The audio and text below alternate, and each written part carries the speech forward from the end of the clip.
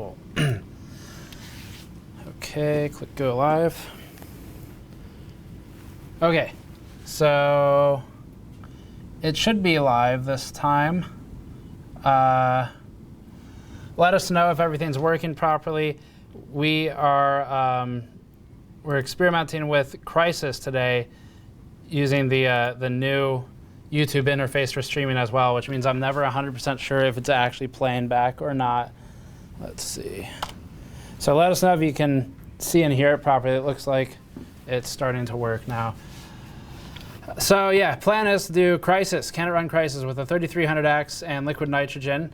And the fun of this idea came from actually one of Digital Foundry's editors, came from Alex.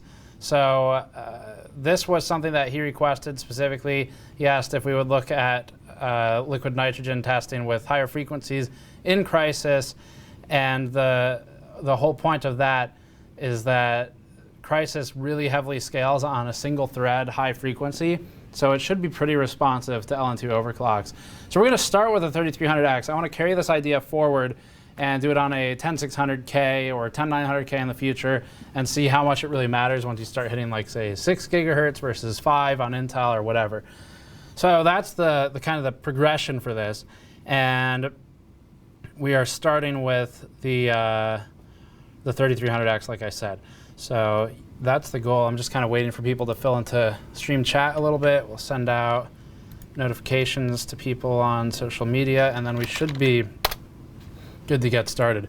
I need to work on the board a little bit, but we have the 3300X is actually a brand new one that Keegan got in for his own system. The one we have here, sadly, does not seem to be very good silicon quality. So that's definitely unfortunate for us. But Keegan had one that he just bought, and that should work pretty well. Okay, so what's chat saying? Yes, we are talking about Crysis, and okay, I think it seems to be working, so we should be good to go. I'm a little bit annoyed that the thumbnail on YouTube was not the correct one initially, so we'll see if hopefully that updates as the stream kind of gets going. I think, let's see, what is it showing on the GN page? We've got a new poster live, by the way. Okay, good. Thumbnail's updated. So we've got a new poster live on store.gamersnexus.net. It's actually that one right there. And that poster, we had to get some outside help for some accuracy checks on it from Wendell, actually, from Level 1 Techs. If you don't know who he is, you should subscribe to his channel. But he helped us with some just oversight, making sure it's correct. So this is an artist's interpretation, basically, of the chipset I/O for X570 and its related CPUs as it relates to a subway or an underground or a metro map. So pretty cool. We took inspiration from subway maps and then mapped it out. So you've got X570 chipset. It has the I/O split, so all the I/O lanes are there, SATA, PCIe, USB, all that stuff.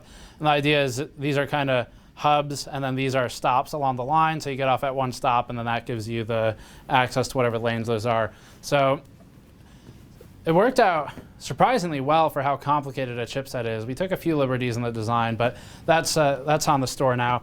It's not intended to be limited, but it's kind of limited by nature just because X570 is not going to be relevant forever, so we're not going to make it forever.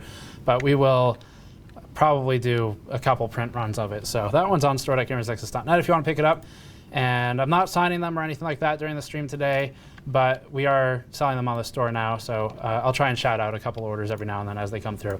Okay, so it looks like people are starting to fill into chat, and it also happens to be right when thunderstorm's starting, so hopefully we don't drop connection at any point. Is this one muted? I think so. Okay, cool. So let's, someone says, Rustork says, damn, that is a really nice map. Thank you. That is Andrew's design. We had that in the works since Ryzen 3000 launched and then kind of took some time on it. So, okay, let's start prepping this for the stream. Really hoping that thumbnail updates on everywhere it's going, because that's what dictates the views on YouTube these days. So I'm going to add some Vaseline to the board. It's already got plenty on there. You can see like debris from previous OC sessions, but we're just going to refresh it a little bit because it's going to go sub-zero today, and I want to make sure that we don't have any condensation, or at least we avoid condensation to the extent possible. So that's all this is for. Just to, as water drips off of the LN2 pot later, this will help block it from shorting anything on the board. Someone says rain speeds up my network. That'd be nice. So I'm going to need this on both sides. The MOSFETs, I think I put Vaseline on them previously. They're just covered by the heatsink now, but this won't take too long. We're not doing anything LN2 with GPU today, so that one's good. It's a bit of a rat's nest of wires under the motherboard, but I'm going to flip that. Do the back side is actually the most important area.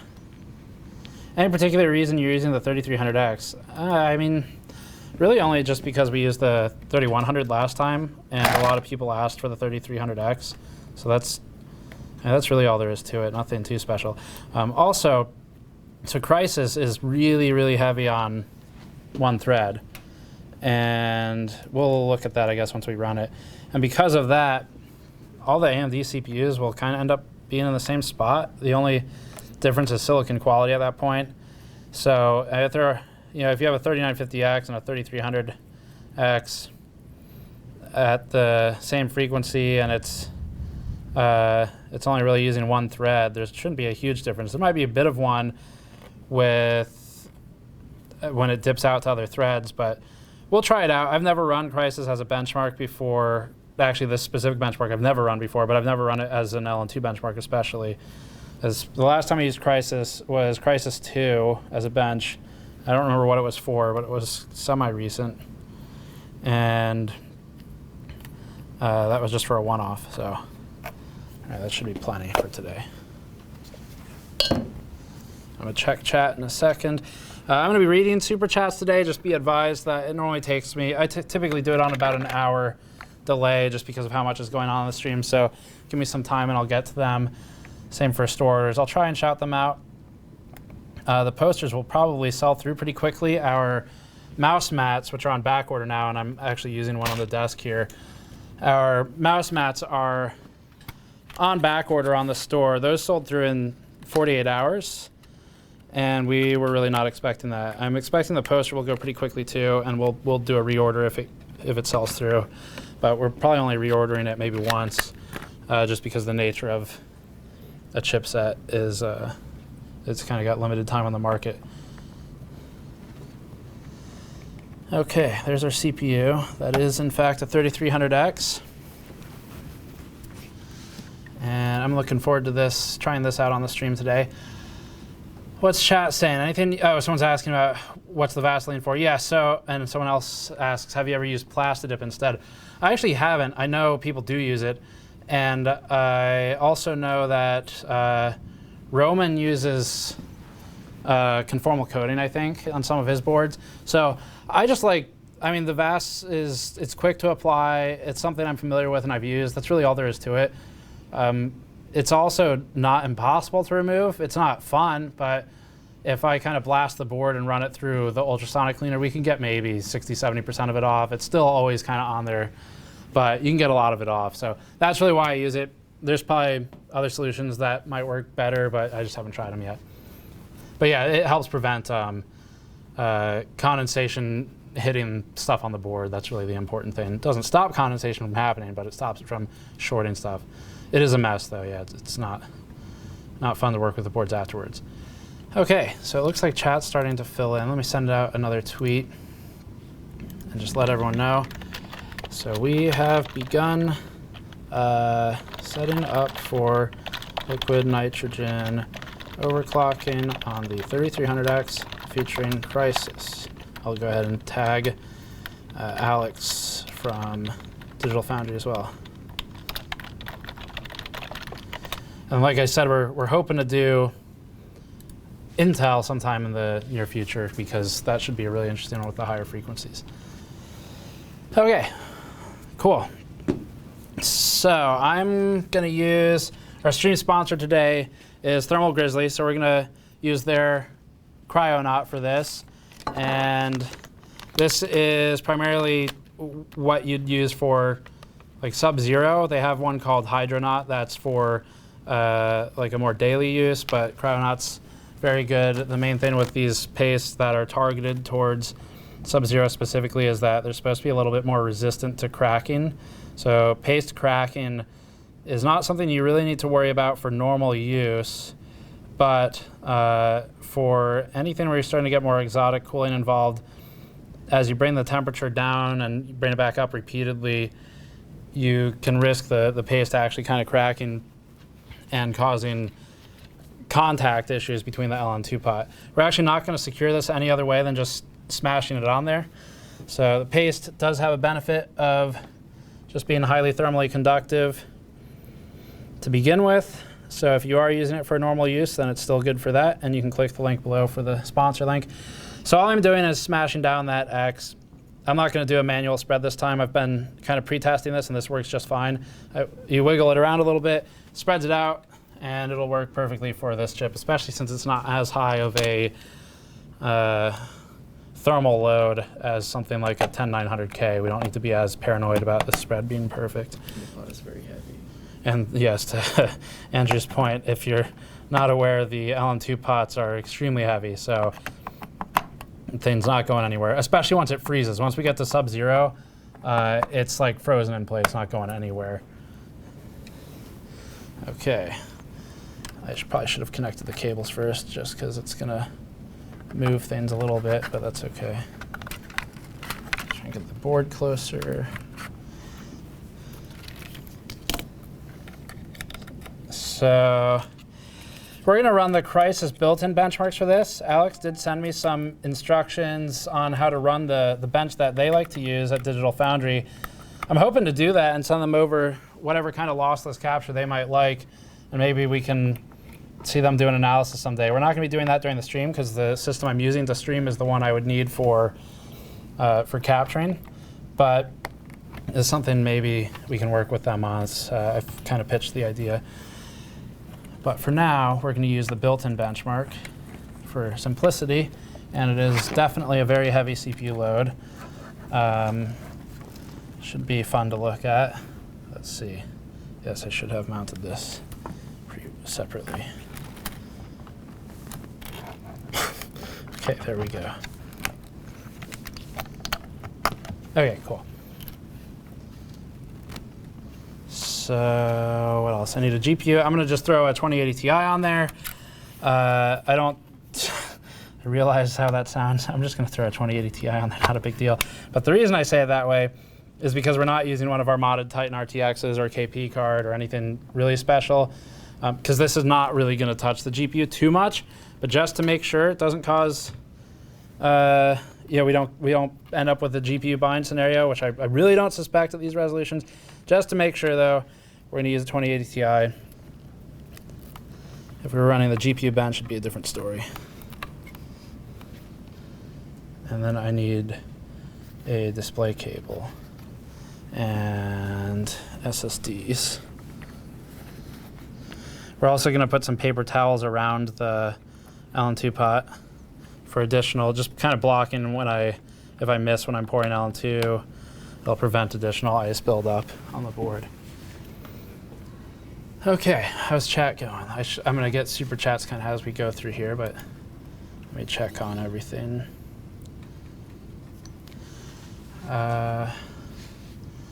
Mustard cables because adapters. Someone's asking about why the cables. Why aren't they pretty, I guess. Only Steve would have cable extensions that make the build uglier. Yeah, I mean, so the point for that is we can easily tap and check the power later. If people are curious about power consumption under load, we can pull that pretty simply by using those. So let's see. Who would win? A CPU on LN2 in 2020 or one badly coded game from 2007? Probably the poorly coded game is going to be the one that wins, but we're going to find out today. Where should I put this? I'm going to try and set up this exhaust fan over here, maybe, just to pull the vapor away from the rest of the bench. Actually, let's move it a little closer to the VRM. I might hit the cable at some point, but I'm sure chat will let me know. Actually, let me get this so that the cable's not in the way of the video. Okay. Cool. Display cable's all I'm missing right here. Definitely hear the thunder starting. So that's a fitting backdrop for the showdown between Crysis, as someone in chat said, poorly coded game from 2007 versus modern CPU. Any chance of signing the new posters during the stream? Unfortunately, no. I will not be signing them this time. We don't have plans to.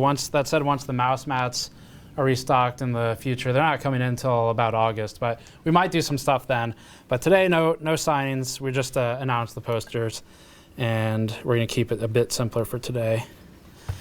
Okay, I think it is bootable. I checked the LN2 pot temperature, so we're at 22 degrees. That's about right.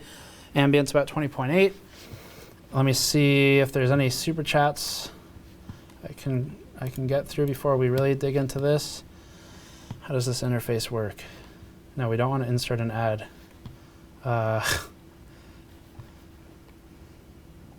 Show your support for Gamers Nexus. No, I do not want to send a super chat to myself. That is not the intent today.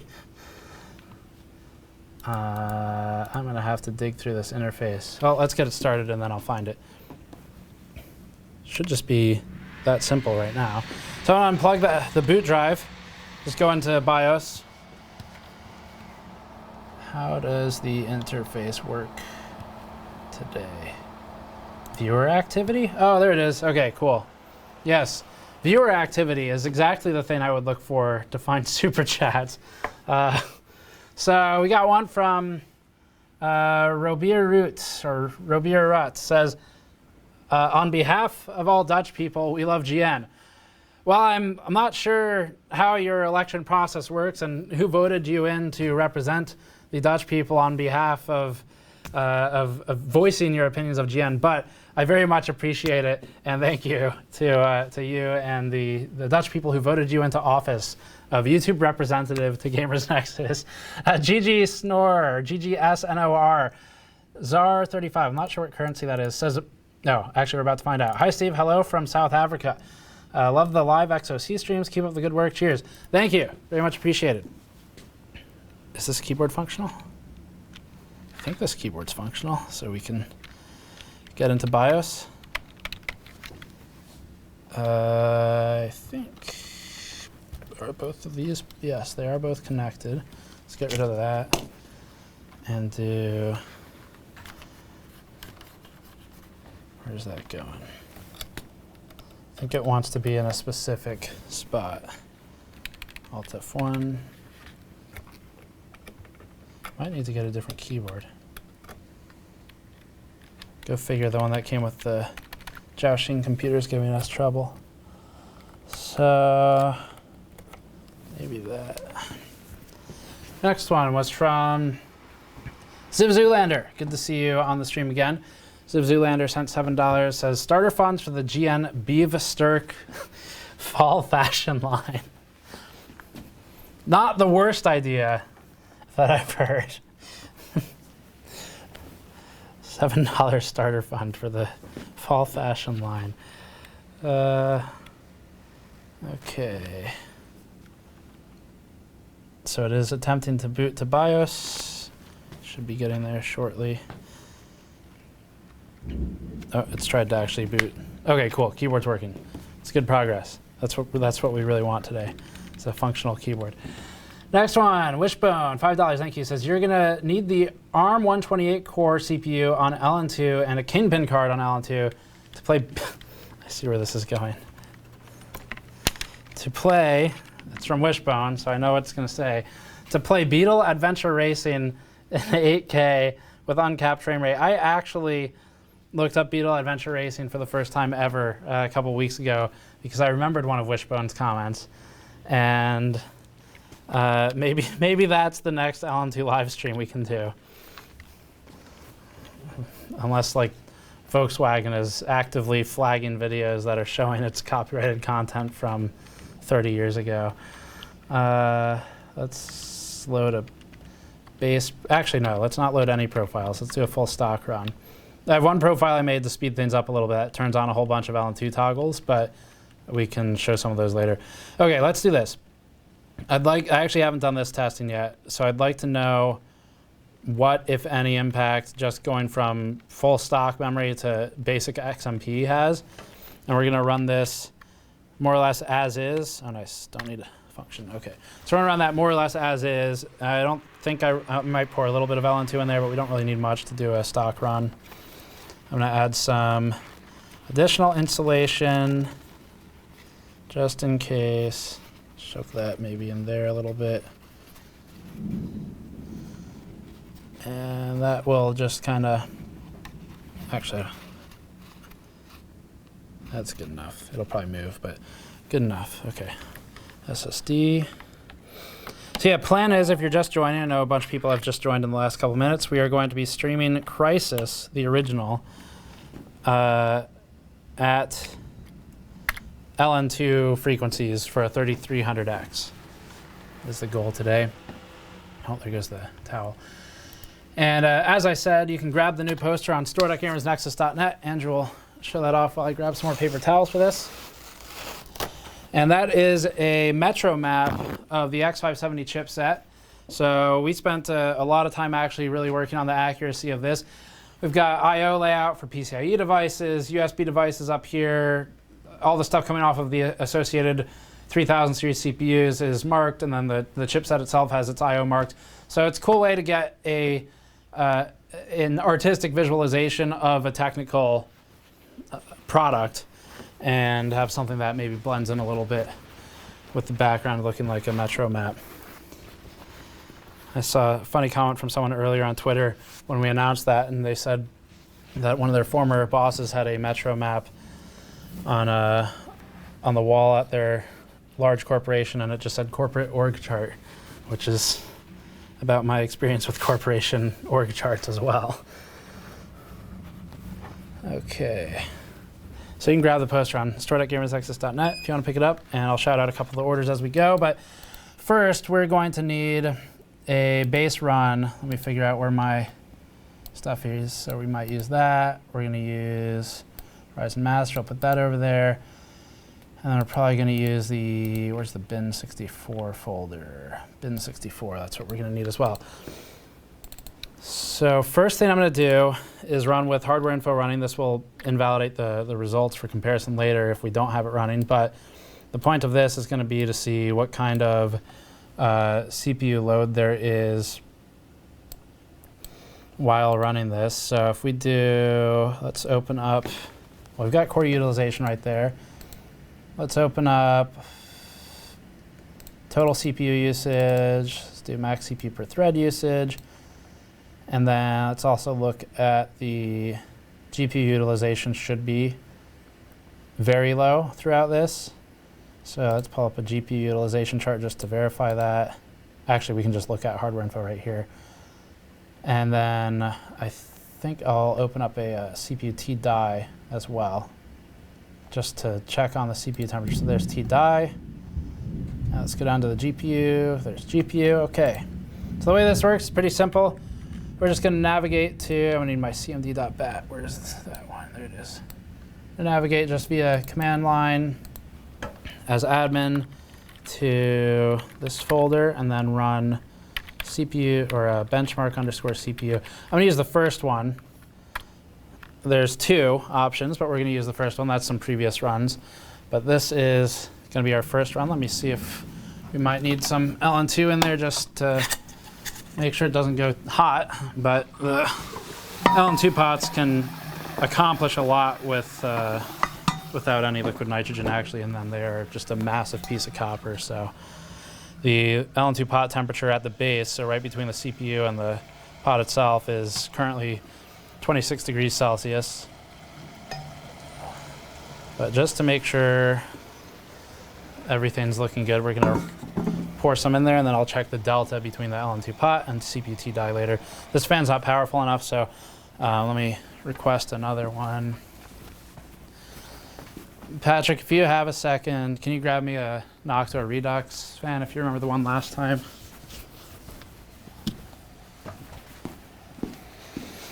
So I'm going to switch this fan. This is some Noctua Chromax something or other, but we're going to switch it out. It's not pulling. The problem is I don't want to run something too loud here because then it interferes with the stream. But okay, so everything under the equal signs here, that's going to be our results. The numbers I'm looking at today are going to be the averages. I'm going to check the chat in a moment to see what everyone's saying. So in my brief experience pre-testing this, it seems like the first run is typically significantly lower than the subsequent runs. I'm going to write it down anyway. I don't know that we'll use it, but I'll write it down. And I'm actually making a chart this time as we go through this. And then throughout the stream, as we update you on the progress, I'll update the chart and put it on the screen. So pass 1 is going to be 149.89. Pass 2, 161.49. Pass 3 is 160.04. Thank you. Okay. And then pass 4 is 161.67. We're going to ignore the max and the mins here. And then I'd also like to check T-die. So T-die we got up to, before I started pouring, it was at 60. And let's just check the delta right now. So I'm at 5.6 for the LN2 pot temperature. We're at 16. So we've got about well, it's actually dropping actively because the testing has stopped. Moves around a bit because it's idle, but we're somewhere around 10 degrees delta between them, so that's fine. I can live with that. And then let's check this one. So this one, we were seeing a maximum usage of 90, 100%. So that is a CPU load. Total CPU usage, however, if we look at this chart, is significantly lower. So that's in the 30s for percentage, and that's just because, as Alex pointed out on Twitter from Digital Foundry, most of the threads are not really doing anything. So this all looks good. That's what we're expecting. GPU usage, core load, maxed out at 41%. That may have been a tick during Windows idle. I'm actually not sure, but either way, it's well below 100, so we're good there. And let's just scroll up and look at, so it was bouncing the load around a little bit between the cores. Yeah, we've got 100. This one hit 100. This one hit 100. This one hit 100. So I don't think this was simultaneous, but we can kind of check back on it as we go. So that's our first run. That's full stock, nothing applied, no XMP or anything. And now what I want to do is run, we're not going to run both of these the whole stream, but we're going to run bench 2 and just take a look at that. And then I need to rerun bench 1 with hardware info closed. So it's pretty fun bench. I haven't used Crysis for testing before, and I like this one just because it's a lot more interesting to me than Cinebench. So we'll kind of swap them around. Okay, let me check the chat, see what people are asking about, and then I'll look at the super chats in a bit. Do you generally like using the MSI Godlike board for overclocking? Do you prefer it to the Aorus Extreme? If so, why? I actually haven't used the Extreme, I don't think, for this. I've used the Master, the Gigabyte Master, and that one's fine. I find this board a little bit easier to work with. The BIOS, I like the BIOS layout a lot better for where they hide all of the options, especially the LN2 options. It's just a little bit easier for me to navigate this particular board, so that's why I'm using it. I would not say that I am of a skill level where I'd necessarily notice any like really top-end performance differences. I think you'd really have to talk to someone like maybe Joe for more of that at my skill level, which I'd say is maybe kind of like intermediate. Beginner to intermediate XOC territory. I like working with this one, so that's really all I can speak to with it. But let's do this Noctua fan, see if this one works any better for us. Actually do it this way. This is the trick I picked up from Patrick of shoving a screwdriver through the fan to get it to stand up. Works extremely well. Okay, that'll help with the vapor. All right, so we've got a run 2 in there. This one, I wanted to run this to see how it looks. This one's significantly lower in the averages, so it's either more intensive or more GPU bound. I'll have to look at the numbers to check. 8155, 83.83. I'm actually creating an average as I type these in so I can quickly read them out to you as we progress through everything. And I move all of my numbers around the spreadsheet. Okay, AMD R3 3300X full stock, no changes. Okay, and Allen-2 pot temperature for this was only 10 degrees. Stock voltages. Okay, so let's see if there's anything obvious as to, I closed some of the windows, monitoring windows, but we can see if anything really changed. Keep in mind we haven't done anything with memory yet either. So what I want to look at is GPU. 45, 45. So we were not GPU bound, it looks like. Yeah, I mean, it's a 2080 Ti running against like 1024 by 768, 2007 game. So looks good. Looks like we can use both these. Now what I'm going to do is one final run, then we'll get into BIOS and start changing stuff. And this time I'm going to run bench one, which is going to be our main one today, except without any background hardware monitoring tasks. So no hardware info running this time. This will be important just to make sure we have the accurate scores for comparison later. And we'll put together a recap of all the results and hopefully start working with Alex a little bit on some of the numbers. One thing I should point out, we don't have very much Allen-2. This is it. So this is a 30-liter tank. Some people in chat, I think, were new to our streams. So what we are using today is liquid nitrogen. It's, I think, is it minus 198 degrees Celsius? It's either that or 196. I think it's 198. Temperature of liquid nitrogen. It is minus 196. Minus 196 degrees Celsius. We pour that into a big copper container. This is a Der Bauer Beast pot. So they're called Allen-2 pots.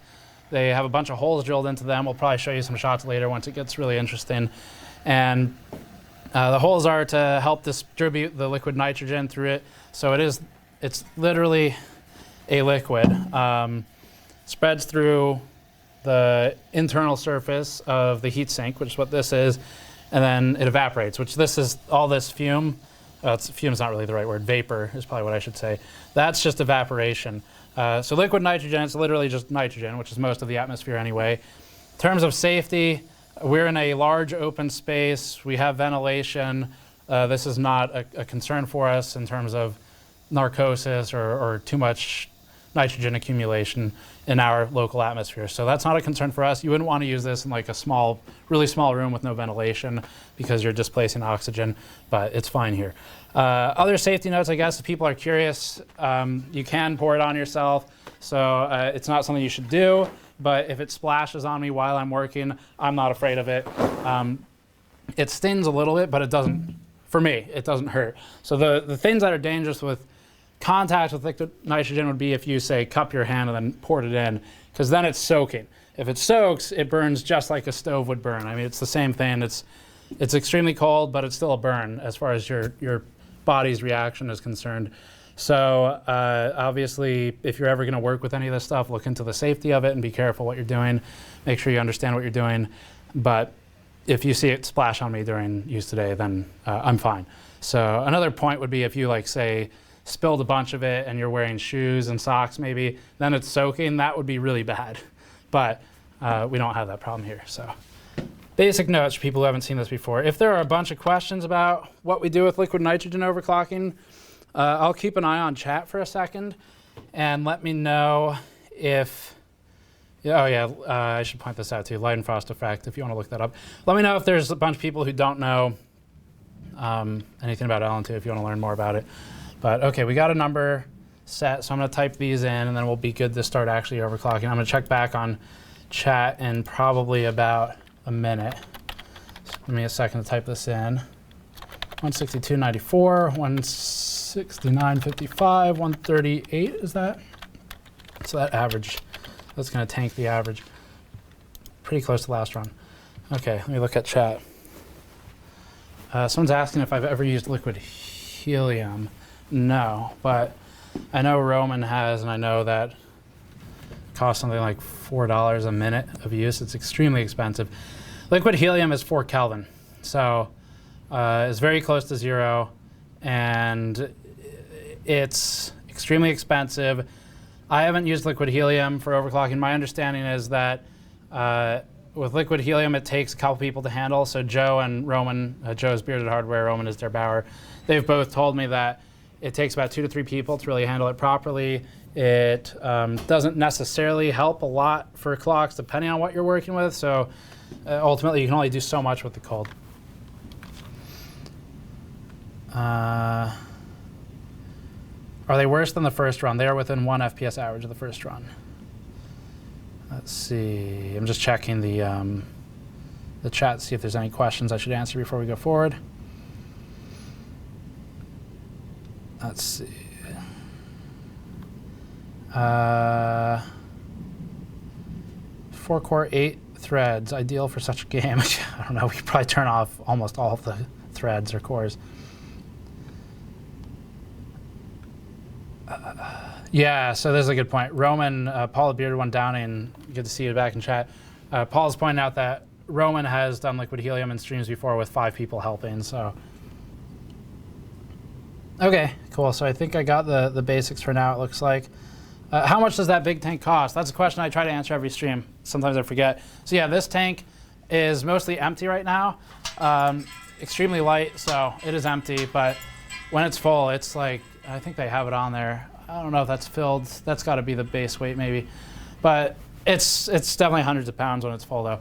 So yeah, this is about $180. I think it's $177 is what I pay. That's 180 liters, so we pay about $1 per liter. And it has a daily fee. We pay like $5 a day for it to just sit there. And then they kind of come in and swap out empty tank for a new one as needed. So the transfer hose is what this is. I can't show it in use today because the tank's empty, but it has $400 hose, and it's just all operated from a valve up here. So you open the valve, it makes an alien noise. It might actually even still do it, even though it's empty. No, it's super empty. So open the valve, and then you fill the dewar over there, which is what that thing is.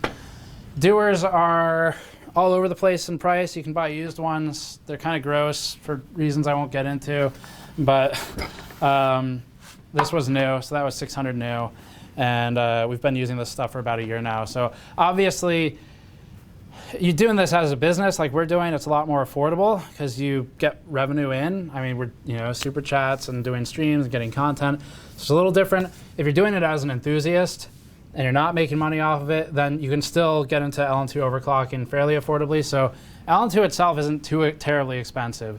You could buy a 10-liter tank instead of this. You could drive to your local welding supplier and you could ask them to fill it up. They'll probably charge you somewhere between 10 and 50 bucks, and that'd be enough for kind of an afternoon of playing around with a medium power processor. So it's not always prohibitively expensive. Okay, all right, cool.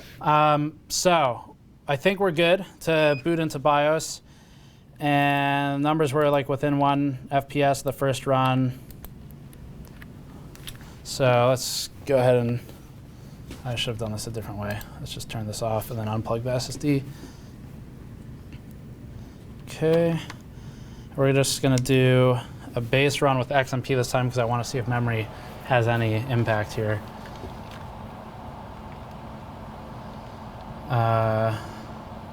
Any other questions in here? Yeah, so someone's asking about handling it. Yeah, you can use a thermos for handling it. I've got that one right there. You can use smaller ones too. Sometimes I'll pour from one into the other if I want to really narrow down the mouth of the container. And is liquid nitrogen heavier than gas? I guess it would depend on what gas you're. I don't really know. It depends on if you're talking about like fuel. I'm not sure. No, we don't. Stop with your like fear mongering. Someone's like super worried about exposure to it. We have a giant open room with air conditioning actively running. We're good. Okay, let's get into BIOS.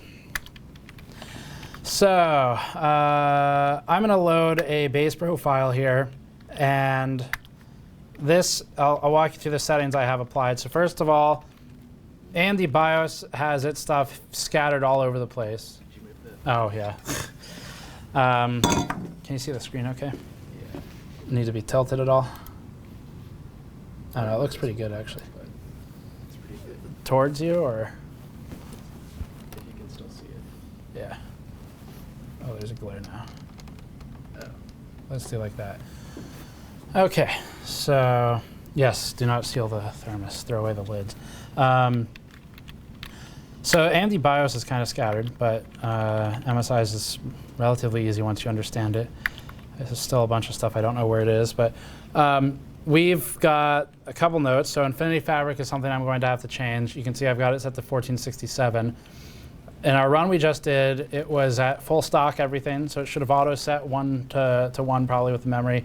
But we're going to move this up to 1600 in a second and run it with a 3200 megahertz memory setting and not extreme temperatures. Once we go to extreme temperatures, we have to drop IF. So I will test this probably about to minus 90, minus 100 degrees Celsius LN2 pod temperature, and at that point we're going to start getting black screens, and that's going to be our indication, loud thunder, that we need to change Infinity Fabric to 1467. It really doesn't do well with extreme cold.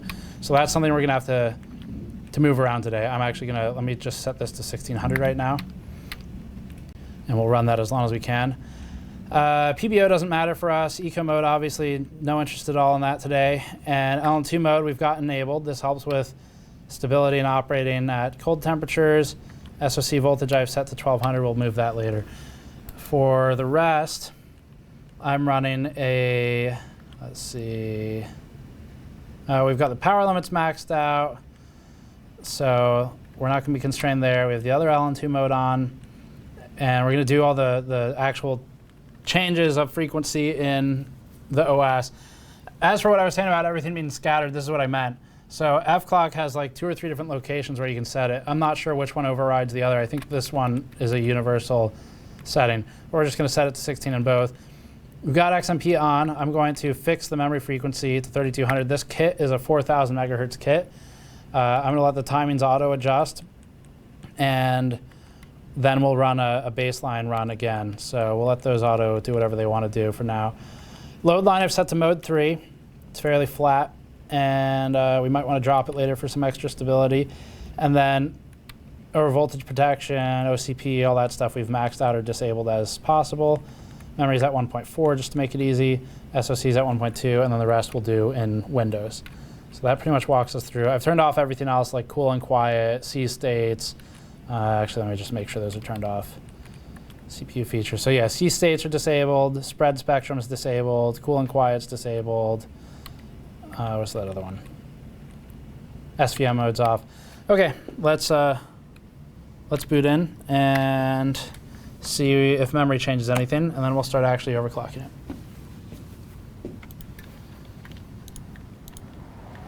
Okay. I'll do a couple store shout outs and then get some super chats while we're going through this. So like I said, the new poster's on the store. We announced it today. It's just launched.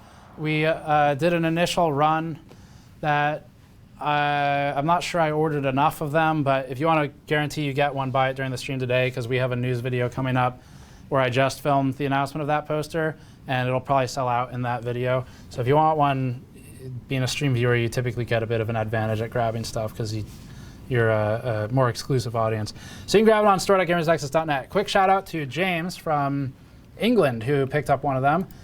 Let me go find who's the first person who ordered. That's going to be, we had a couple of mouse mat orders. Here it is. First person who ordered one of the posters is Milej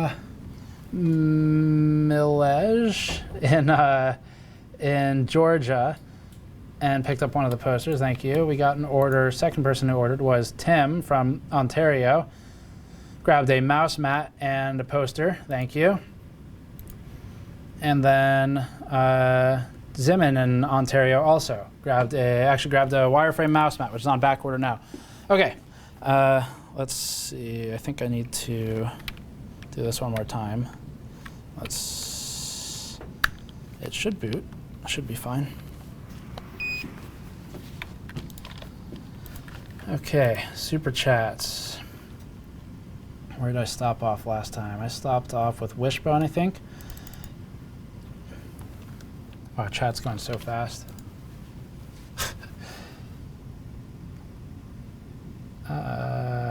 Georgia the state, I think. What are the specs of the monitor you are using? So it's funny you ask that because we actually, I think Patrick printed out the name of it and stuck it on the front of the monitor because people kept asking. It's called AD27QD is the name of the monitor. Why is this unhappy? I'm guessing it doesn't like something that was auto set in memory. Let's just try and force some settings. See if that helps. Okay.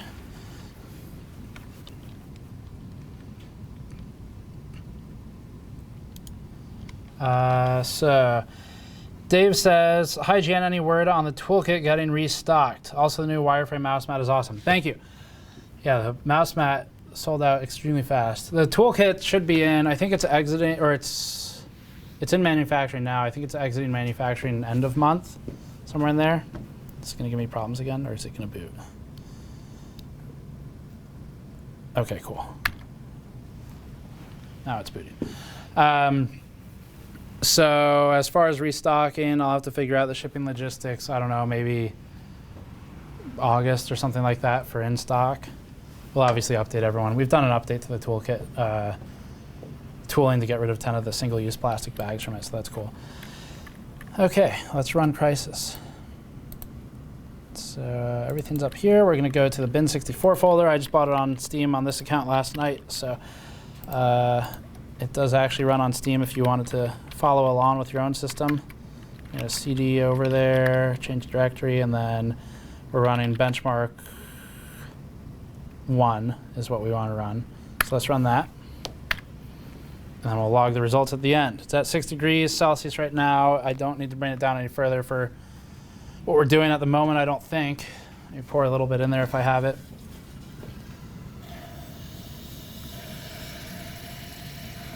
That should be enough to get it through this run. And then we'll push the clocks and everything to Ryzen Master.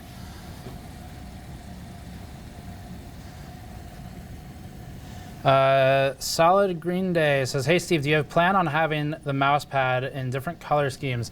No current plans. We're aware of the interest and definitely taking note of it, talking about it, but no current plans. It'd be a pretty long time if we end up doing a different color scheme of it. More likely we'd do a different design entirely, but it's not intended to be limited, so it's on the store, it's just on back order right now. Nick Mosley, $5, thank you, says, is it safe for stability to buy 2 matching kits of RAM separately? In my case, it would be 2 G-Skill kits, 3600 TL16 for total 64 gigs. I mean, it's not as easy if they're mismatched. Oh, you said matching kits. That should be fine. If they're mismatched, then it can be, you might have to manually set the timings to be equal between all of them to help it out. But if it's just 2 of the same, I think you'll be fine. Okay, 129.37. So let me write these down, see if has that changed at all? That's actually a bit lower. Well, actually, that's the first run. Okay, so we're about to start finding out what the impact is from memory. Now, one thing, if I were doing this for a review, we'd be running a whole lot more passes of this than the 4 that it's doing, just because there's some variability in this benchmark, more than we'd typically be okay with, but I'm gonna write it down anyway. So this is, get my sheet updated.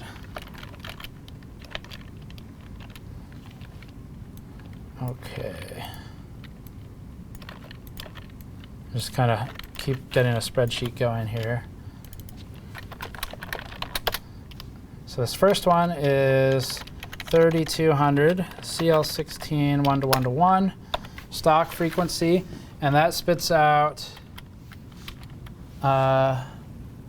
actually lower averages, I think, which is curious, but we'll run it again. Looks like you might not need Steam running, so that's kind of nice. Run again. I guess well, I kind of need to see this, but I'll show the thermometer a bit later once we start bringing the temperature down. Okay. So what's in chat? Yes, worse than stock. I'm rerunning it to see what's going on.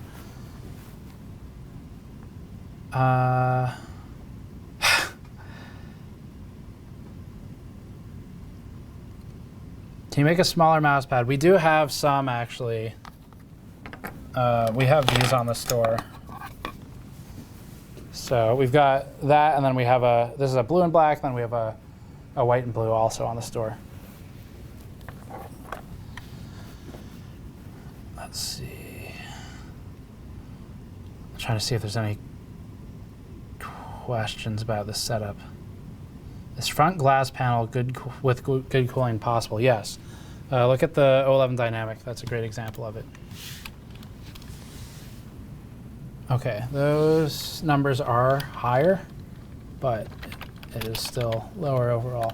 So 154.76, 151.77, 154.80. It probably had tighter timings running for the full auto settings, which I'm guessing is maybe helping it out and potentially indicative of a change we can make early. This should be able to run CL14 at least at these speeds. So we're going to go ahead and set that and see if it changes anything. Okay. Super chats. Where did I stop? Glenn Alls 81. Oh, not using the RAM. You took the heat spreaders off. No, that's going to be used for a production system. So that will not be used in the streaming systems. It'll be used in actual workstations we have. Let's just go ahead and tell it to run at 14. Let's try 30. And let's check TRFC. Let's set that to like, I think 312 should be doable. Let's try that.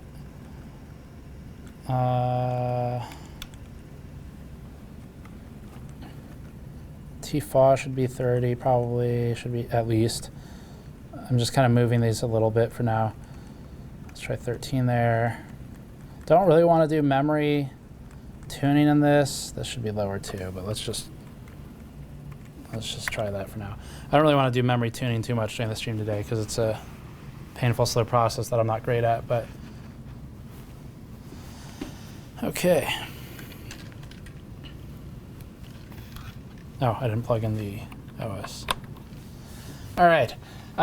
Hugh Wong says, "Hi Steve, just arrived. Thank you for the work. Thanks for joining. Mustangs by Matt. Good to see you. $20. Thank you." Says, "Been a while, Patrick." Greeting me, I guess. Don't remember the last time I caught a live stream. Don't know how to test this, but I wonder just how powerful the computers in modern cars are. I know it's an old meme, but can they run Crysis? That's a good question. I have no idea. I know that NVIDIA's gotten really involved. Obviously, you need x86 at some level, but I don't know. Crysis is so like poorly built in a lot of ways. I kind of doubt it. But like assuming x86 and assuming socketable desktop CPU. So gonna boot. We're not really doing anything yet, just memory stuff. So it does not like the memory. F1. Okay, let's simplify it then. DRAM, let's try 32. Let's just auto out these for now.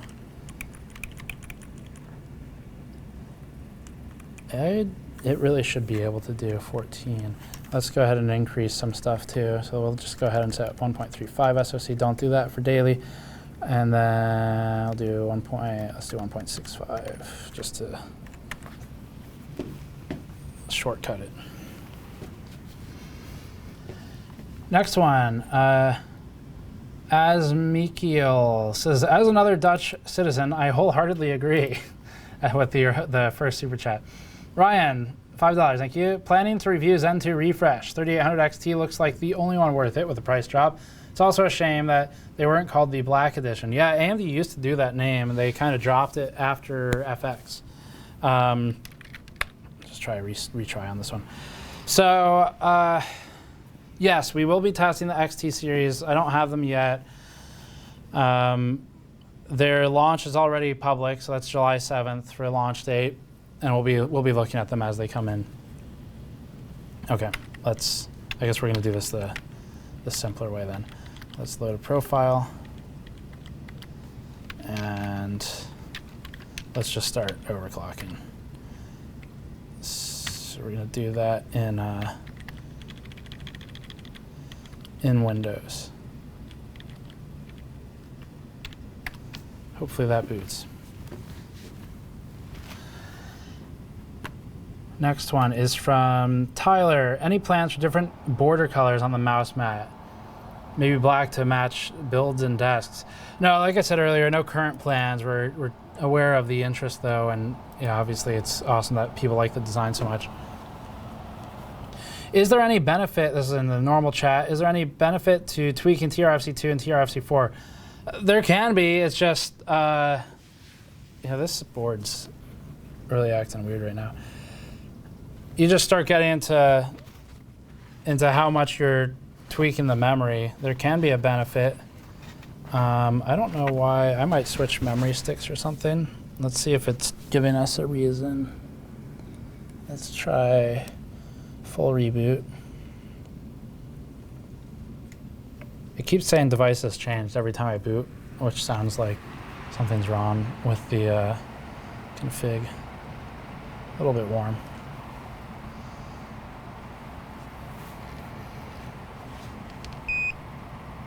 Let's see if we get a device changed again. Yeah, oh, it's like clearing. Is there a button that's being pressed? No. Let's actually, Let me set the boot attempts to 3.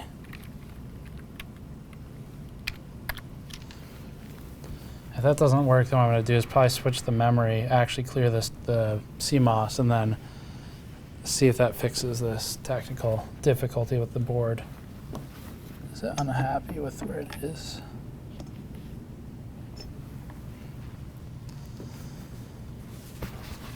Doesn't look like it's going to boot. Let's retrying. I'm just keeping an eye on the 7-segment display right now that reads out the error codes. Okay. All right. Let's do a quick change, I think. So I'm going to clear CMOS first. And then there's a button on the godlike in the back that clears it. I'm going to clear CMOS, boot into BIOS, and see if it'll take after that.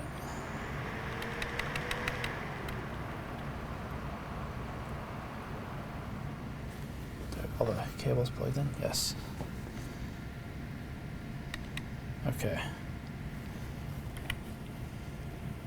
So this time it's actually been cleared.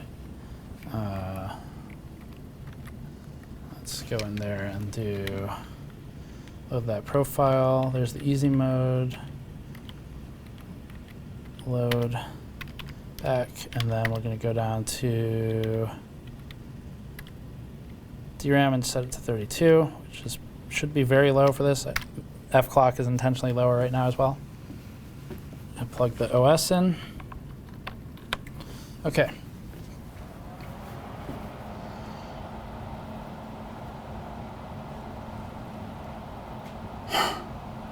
No, it did 1.65 volts does not kill the memory. We've run memory at like 2 volts. It's fine.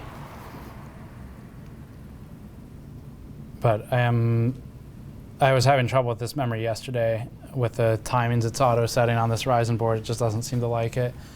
And I don't want to sit here and manually change all the timings, so I think I'm going to switch to a kit that I know. Oh, that's promising. Okay. We'll try it for now. I'll switch later.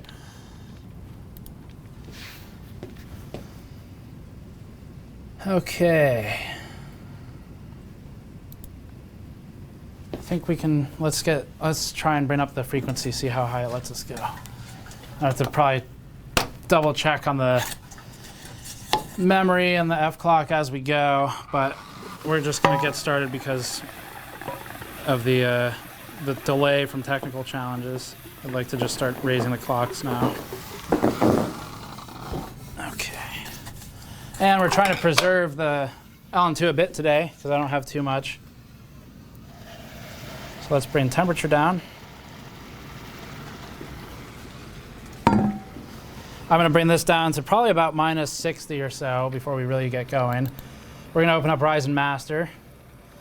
And I have another tool I was playing with yesterday, but I was having some, it doesn't seem to be to fully work. So we're going to go ahead and use Ryzen Master instead. Set it to manual mode, control all of the cores at the same time, and then we're going to go to settings and disable proc hot, which chat brought up last time. Apply, okay. And let's run this at 4400 because that's what we ran in our review. And I know it can do it. Oh, actually, this is Keegan CPU, but it should still be fine. And then let's do 1.45. That's more than enough voltage, but we're going to be running cold, so that's okay. Just check hardware info and make sure that took. And we keep bringing down the temperature to about minus 50-ish, plus or minus 10.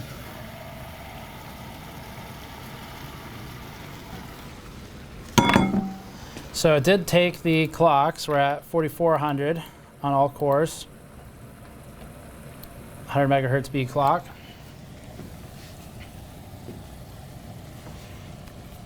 Okay.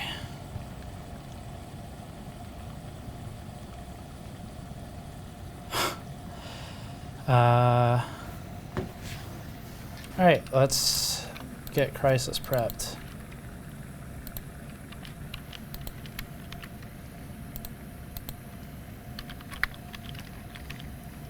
Oops, where's the home key? I'm gonna just notify Twitter that we're about to get started with the XOC. So it's at minus 25 now. I need to bring it down another 25 degrees or so.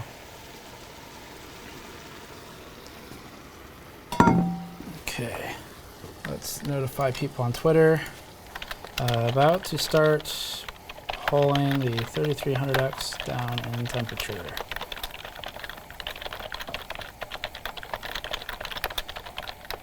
And a link to the stream.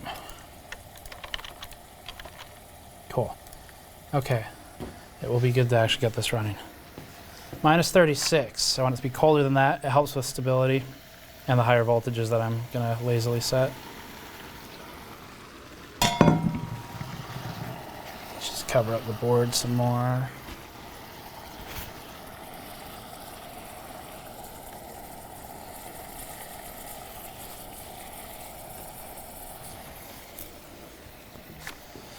Minus 46.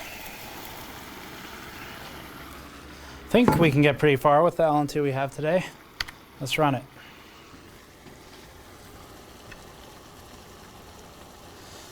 How's the stock on the mod mat and the mouse mat? I just bought one of both. So as it says on the store page, they're both on back order right now. If you're ordering while it's on back order, then at that point it's a guarantee you get it when the next run arrives. And the dates for those are on the store page for each item. So whenever our stuff's on back order, it means that we have at least that quantity coming in, and then we don't oversell the back orders. So if you back order, then it's coming in the next run that's on the site. So it's running, that's good. We'll see, I don't know what memory settings are running right now. It rebooted so many times. Bearded hardware has just arrived. Okay, cool, that's good to be running.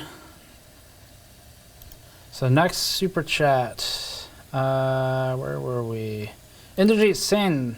Oh no, sorry, there's a couple more before you. I'll get down to yours though. It auto scrolls down. We got Ryan's. We got Tyler's. Connor Lind. I'm looking at building a new gaming PC, 2070 Super and 3900X, hardline loop and Lian Li 011. Should I buy the XL and why? I like the non-XL. I think the only reason to really buy the XL, wow, that is a big jump in frame rate. The only reason I'd buy the XL is if you need the extra space for, like, let's say well, if you're doing a bigger loop with larger radiators or something. Cool. It is good to see this thing actually running. I think we're only at 4.4, so let me just notate we're at minus 71 is what I did for that run. And voltage is 1.45. I'm just writing everything down so we can do a recap later. 141.4 for the lower than, oh no, I was sorry, I was looking at the max FPS. I wonder if I wrote down max earlier. 141.4, so it is picked up versus some of the bugged out runs earlier, but it is lower. We need to increase that. 54.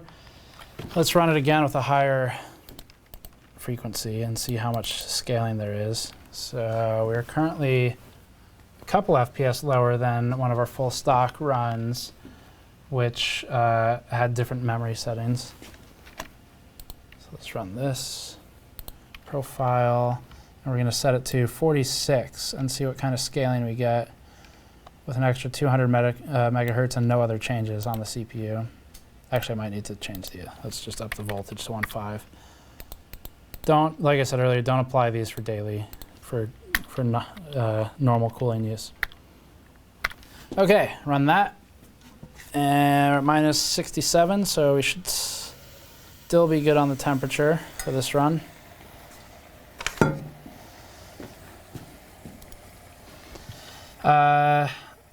ZDG, LN2 today, because it's a hot day and need to stay cool. Forget the PC thermals. ZDG says hair overclocking is the must. Great content. Good to see you, ZDG, one of our really long-time viewers.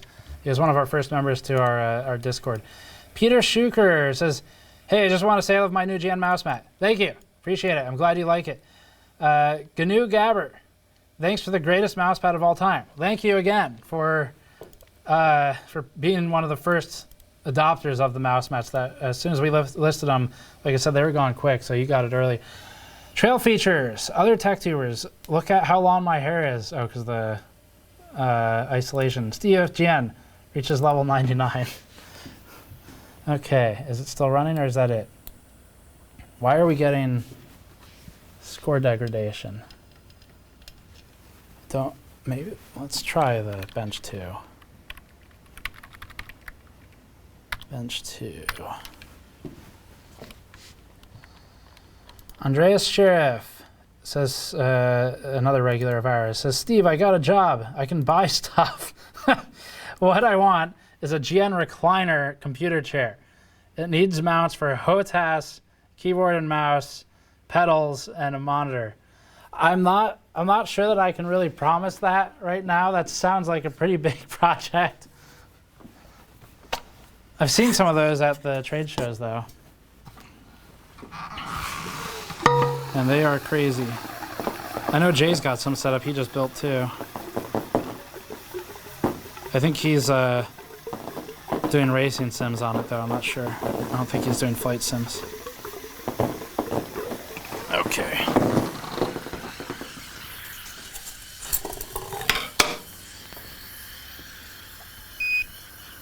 Minus 73. This is a little full to pour like that. Sometimes I'll transfer if I fill it up a bit much on the larger one. That way it doesn't spill all over the board.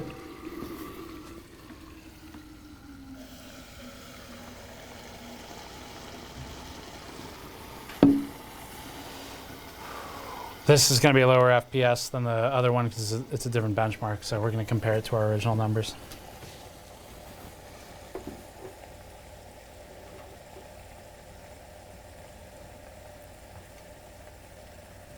Disable cores. Yes, that is an interesting idea.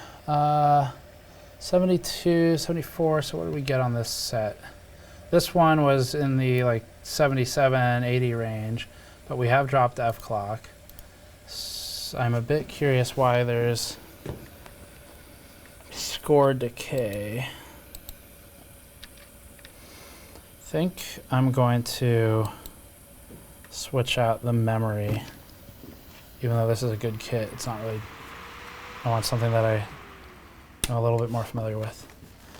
Patrick, can you grab me 2 sticks of the RGB, the one we use for reviews? It's actually super frozen. Thank you.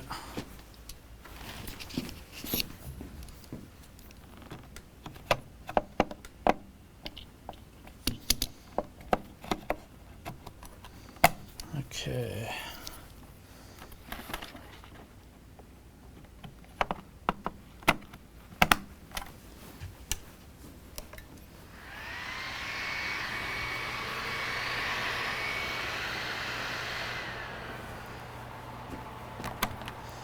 All right, we're at minus 88, so it might have trouble booting. We'll see. Nori says, "What's up with all the AMD merch? No Intel love." I don't know what you mean by all the AMD merch. There's like one poster. Okay. Nori's regular though. I know they're messing around. Okay, so different memory. Let's load C profile. And then we can do, okay, 3200 is good. This should be able to do 14.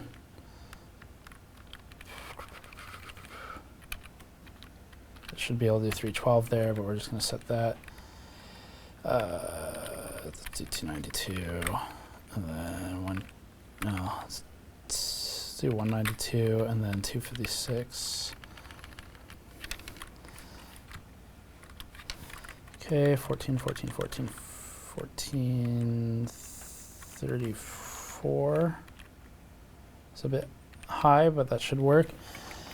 And then F clock is still low, so we're going to lose the advantage of going 1 to 1. But that's because, well, I don't know. We're not too cold yet. I might be able to run it at 1600. And then we need to run the voltages up. Let's do 1.35. We'll leave core alone. We're going to do that in Windows.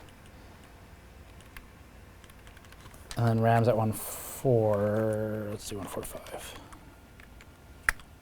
Okay. And then we need an OS. This board's been acting a little funny lately, so. Sean D, am I the only person curious to see how the 3900 XT beat the 10900K in single-threaded R20 benchmarks with just a 100 megahertz higher boost clock? Pre-production chip clocked higher, or another case of don't trust the leaks? I don't know. I haven't even looked at the leaks because it doesn't really do anything for me. We're going to have the chip soon, so we'll test it ourselves.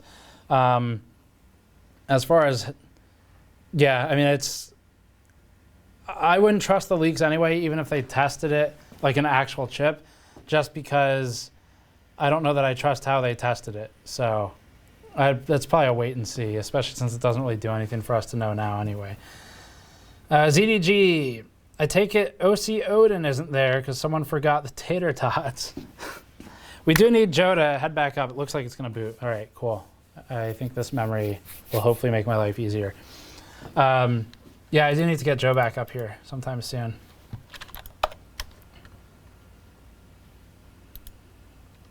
Let's see. Time for a Crysis RTX patch.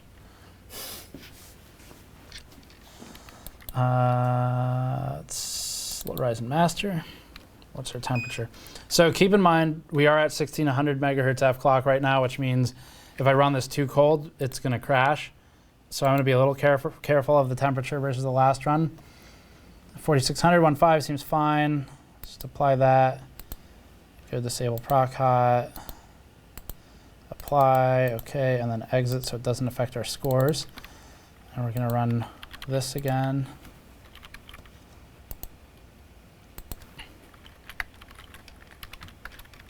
CPU bench. Okay, hopefully we see progress this time. So I'm going to keep this above minus 80, as in probably like minus 75 or so, which is where we are right now, just so we don't crash it with that more normal F clock. We are in 1-to-1 mode right now, which should help with scoring. And unfortunately, once we want 5 gigahertz, I'm probably going to have to drop that to 1467 megahertz for F-clock. So we'll see. There's a trade-off with AMD. You have the difference is 1600 megahertz F-clock 1-to-1 at 4.9 versus 5.0 at 1467. It might be better to do 4.9 and then the higher F-clock, but we'll find out. Seems to be running okay, though. Okay. Okay, I Googled tater tots, still not sure the reference. I feel like that would return a lot of results. It's something our stream viewers started. I'm still not quite sure why it started, but that's how it started. Joe just enjoys to eat them. Yeah, Joe enjoys to eat them. 149, 148, 146. I don't understand the Crysis results right now. Unless it's showing us old results or something. Does it have like a date? No. We can find out where these are saved. Let's just open up the batch file. Yes, that's fine. So actually, do I have internet in this thing? No. I wonder if that's gonna matter. Okay, so it's pulling from wherever this is, the CPU log. Let's clear that out. So Crysis, is that going to be in here? Game, and then levels, island, benchmark CPU log. So this is the file it's creating. Let's see if these numbers, which one's this set? I guess that's going to be the question, then we'll know if it's oldest at top or bottom. So 149.46. Actually, I had some numbers last night that I wrote down too.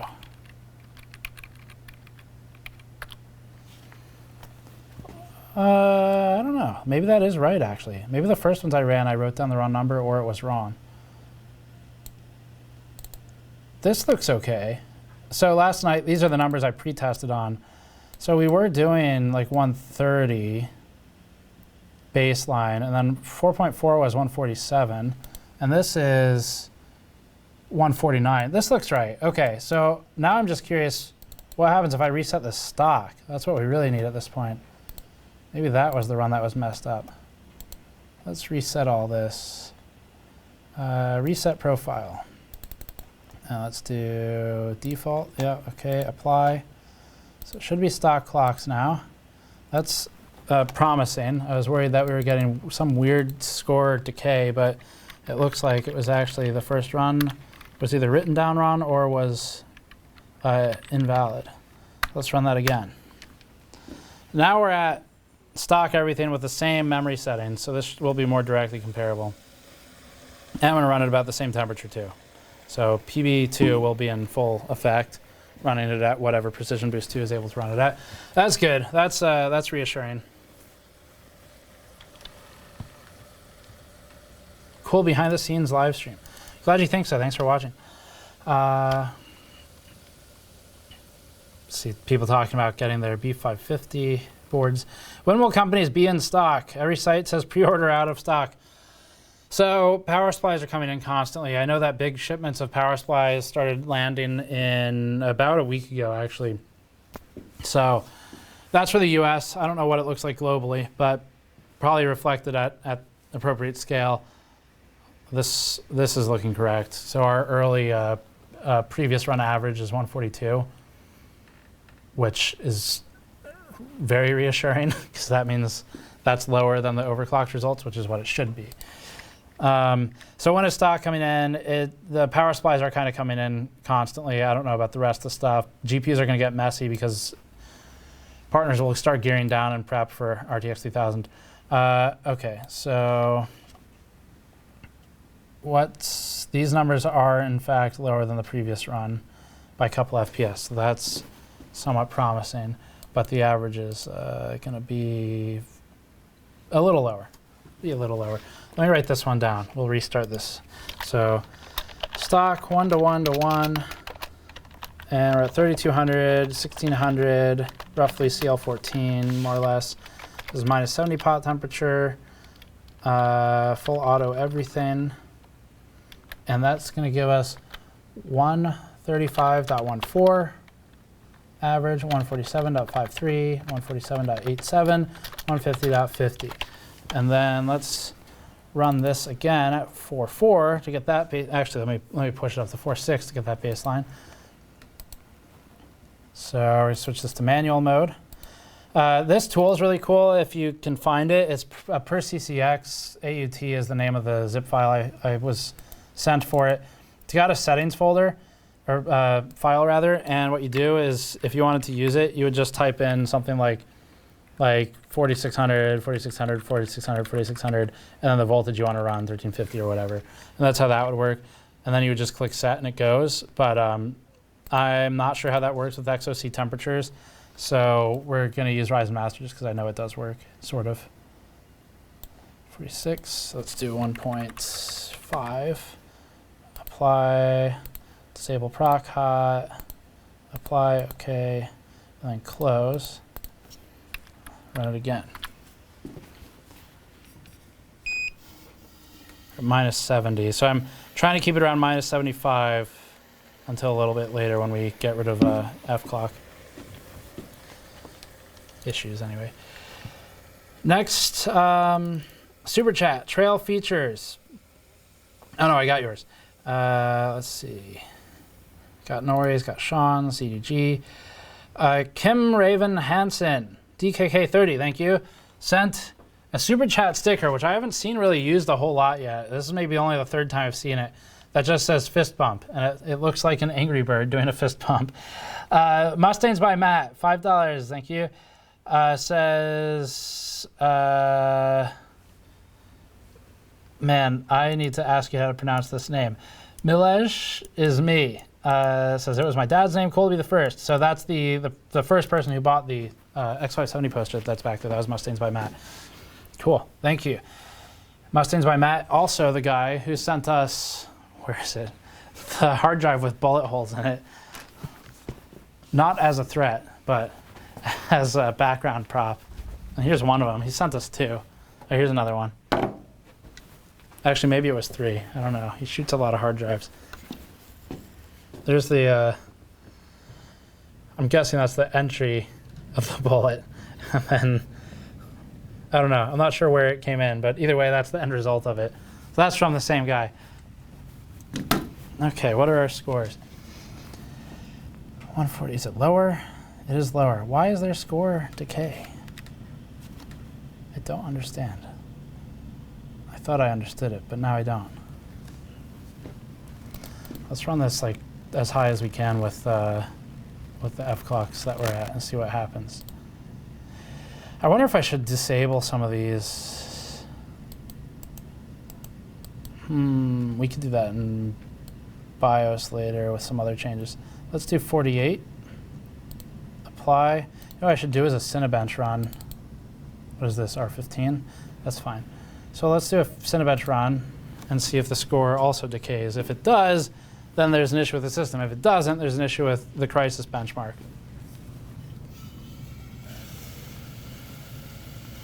Oh, I shouldn't have Ryzen Master running though. Let's apply this. And then we're going to run it at 4800. Once it finishes, I'll rerun it. The score is going to be invalid for this one.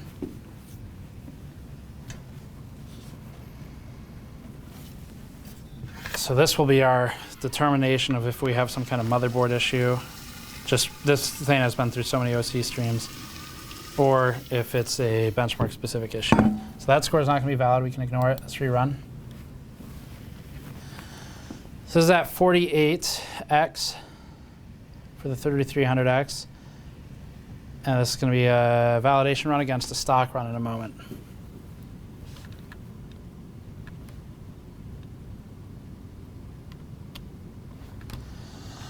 Indrajit Singh, how has folding at home been for temperatures? My two systems mean I don't see below 20 degrees Celsius in my room, even with open windows, no AC in the UK.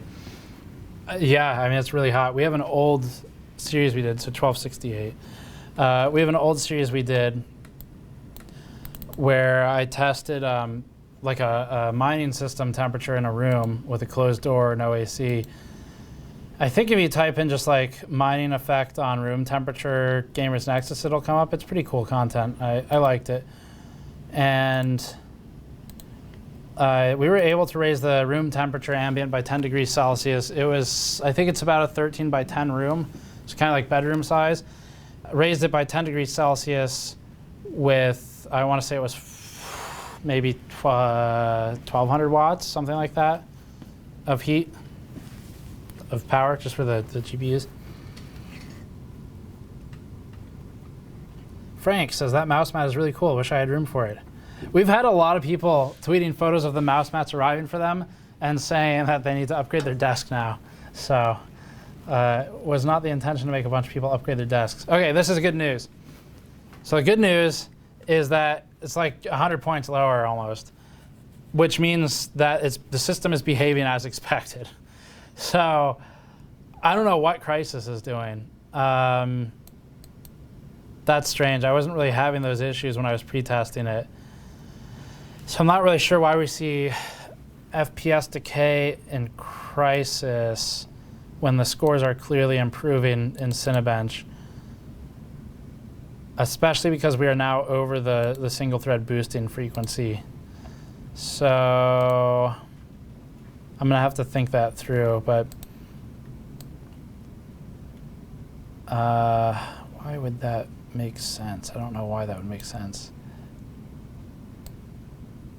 Some Crysis issue, I guess.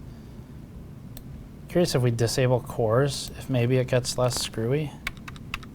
But I wasn't having that problem before.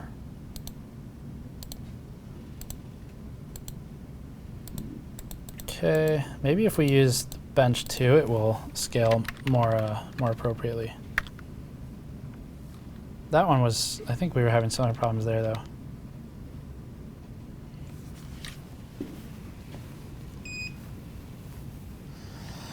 Unless it is just surfacing the wrong numbers in that command line. That's possible too, I guess. It says at minus 62 degrees.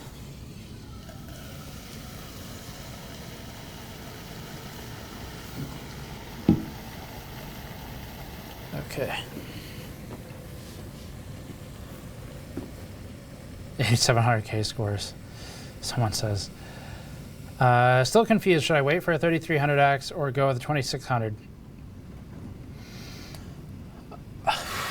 I would definitely prefer to say wait for the 3300X if you can get it reasonably soon. Depends on where you are, but the architectural improvement is, in my opinion, is worth it between those two CPUs.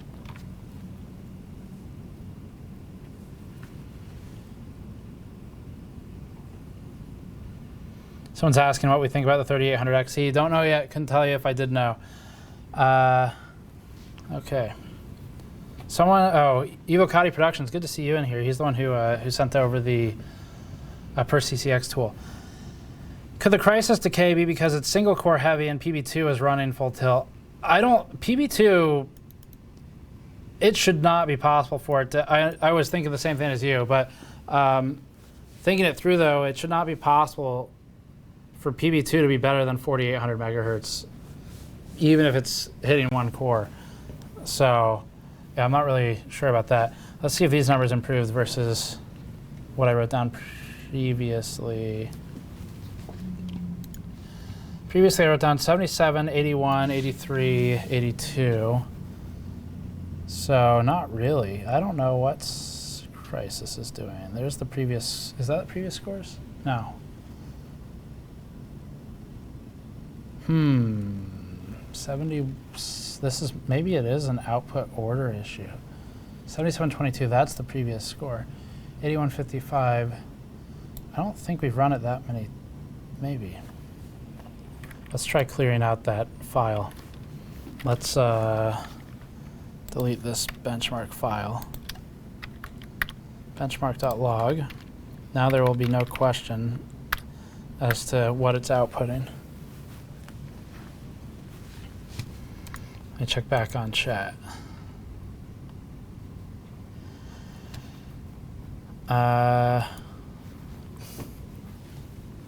Did I see Alex in there? Oh yeah, Alex is in there.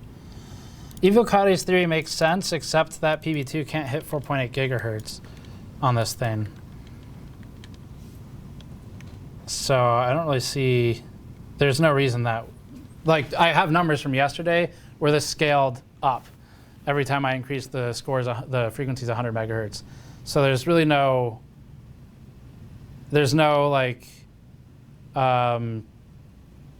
accurate reason that we would see score decay related to the CPU outside of an incorrect setting somewhere, or maybe like some kind of, I don't know, software issue.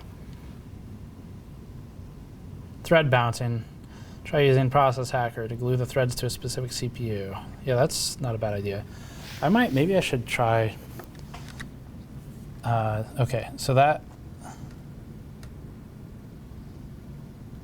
I see what it did. It did not spit out the results, but it's going to if I hit enter here. Yes, okay, so that's the run we just got. Let me alt F4 this. I think the next step would be to disable cores in BIOS. So let's see. We're in the 150s. That was from, I deleted everything out of the log just to simplify it. So 150s is in fact improved a bit, but it's not where it really should be. Let's try, maybe it's like this person's saying, maybe it's some thread bouncing around issue. Let's disable a bunch of the threads and cores.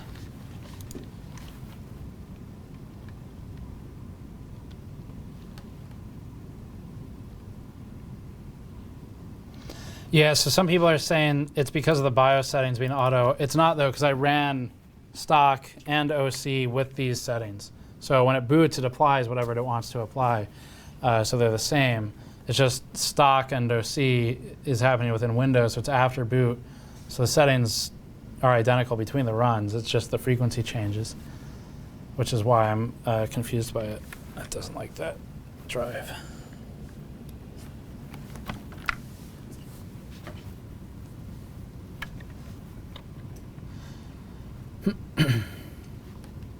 Ryzen Master reclocking the RAM. I don't think so. Let's turn off SMT. There's AMD hide that these days. Probably settings. Actually, it might be under CPU features in this one. CPU features. I don't see SMT, so let's go to settings, advanced, AMD overclocking. Core count control, SMT. This is BIOS. Is all over the place. Okay, cool. So that's off. Let's get the drives plugged in.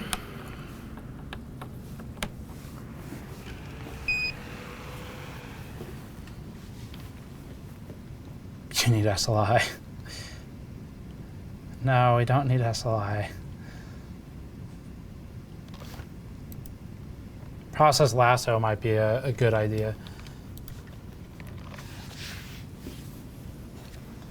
So only change here should be SMT. That way we can get more of a like for like. And then I'll probably just apply the same overclock, the 4800 megahertz setting, and see what that says for the results versus the previous run.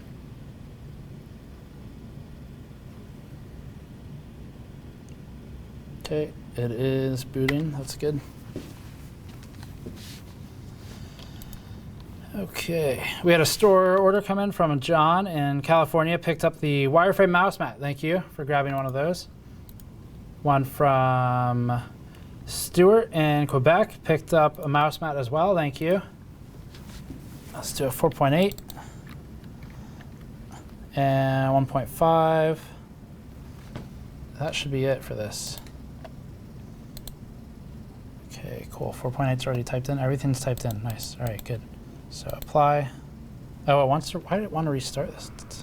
I think I know what it just did. Yeah, Ryzen Master. We might use the per CCX tool. I go back into BIOS and make sure SMT is still off. Advanced AMD OC. And here, here. Yeah, it turned SMT on. Okay. All right, we want that off. Okay. Yeah, the PSU fan doesn't need to be on. The whole thing's drawing like 100 watts, and that's a 1600 watt power supply. Evocati Production says, you're right, PB2 definitely shouldn't hit 4800. Okay, got it. Mouse mats are not in stock. They're on back order. To answer that question, I think we're going to get a boot. Sean D says, tried testing Leidenfrost effect. Instructions unclear. Now have very cold blank. Send help, please. Fordius 2000 and OK50. Can GN do a DDR4 QVL test to show if it really matters for performance if a kit's on QVL or not for motherboard? It does matter in that you can have boot issues applying XMP out of box with some kits that aren't on QVL. So I would definitely double check that it's on QVL.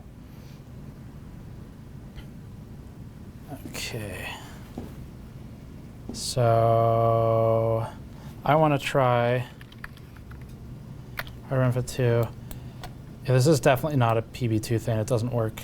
It doesn't go that high. Let's do it this way. Let's do settings, CSV, get Ryzen master out of here. It's going to try and sabotage me. Cancel, don't want that. And let's tell it to go 48, 48, 48, 48, and then 15. Set.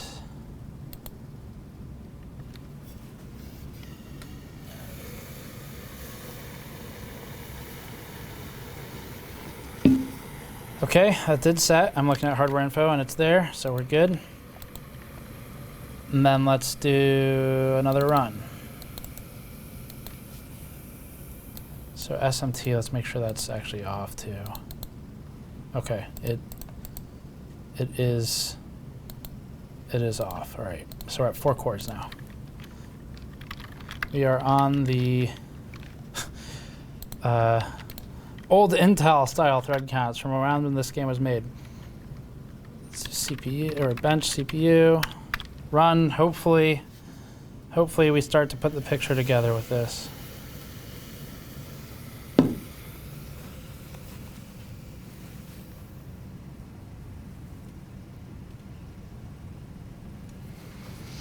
Okay, printed pixels.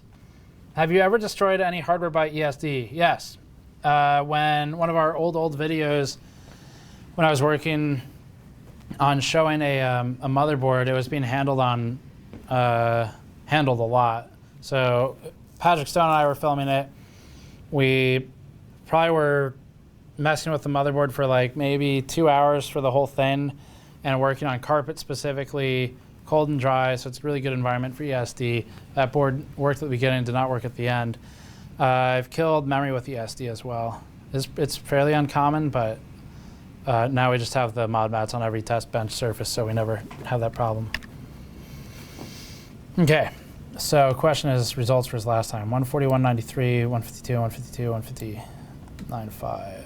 Oh wait, we need to make it spit out the, we make a custom batch file. To just give us the output dot back, because it's not outputting the result from the most recent run, it's doing the previous run. So edit, let's paste this, and then we're going to, we don't need that, we don't need that, or that. That's all we want here. So let's do output. Okay.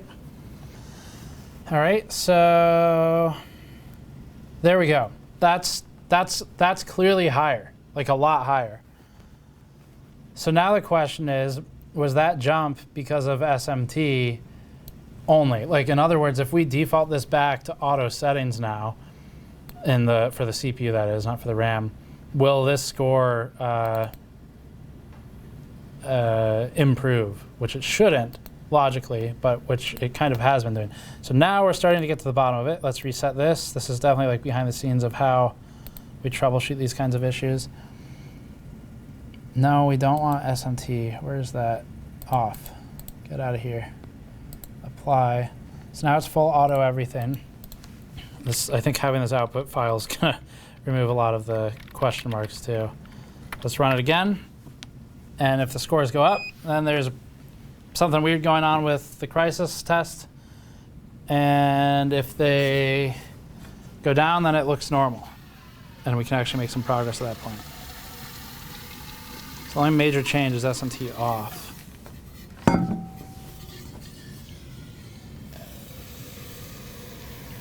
Okay. Vocaloid says, I have a thunderstorm going on right now too, and I can't tell if the thunder I'm hearing is from the stream or IRL. It was pretty loud for a bit. J Krebs, $10. Would I be dumb to get a Threadripper 3960X for gaming? I mean, I'm not going to say you'd be dumb for it. If you want to do other things like production workloads, then a 3960X that is capable of gaming is completely fine. If you're buying it only for gaming, then it is significantly wasting the potential of the CPU, and you could actually get higher performance with lower end products like the 10900K, which is significantly cheaper, would way outperform it in games. Or even you could probably clock a 3300X pretty reasonably to beat it. Let's do our output file now, output.bat. Okay, so did the scores go down? They did go down. That is good. That's what we want to see. Okay, that's starting to make sense. I hope this is the last time I can start over this spreadsheet, but we're gonna type these numbers in and hope that at this point we have figured it out and can continue forward with actually streaming and overclock. So full stock this time we were at, I think we need to scroll down. Okay, yeah, 170s. So 145.54, and then 160.71, 159.45, 161.24. Okay, good.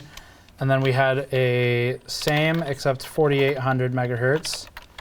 That was the only change, and that was the previous file, which is 154.99. I think it really hated SMT even though I was running it last night. 170.68, 170.99. So the averages, all right, cool, good. Let me give you a percent difference here. So we're at 167 now, 0.3, minus 156.7. I'll divide. And so that's a 6.7% improvement from the overclock so far. That's what we would expect to see. So good news. Let's try this tool. Actually, I probably need to launch a little bit of both. So that's reassuring that we finally got some numbers that make sense. Let's go profile, manual, apply. Oh no, I didn't know it was asking that. I misread it, I think. I should have just used the per CCX tool. Now we're gonna have to disable SMT again. That's good though. So we saw a 6.7% improvement from the clock increase this time. And SMT seems to be part of the problem that we were having. Let's disable that again. Boot. So we're at 156.7 versus 167.3, including the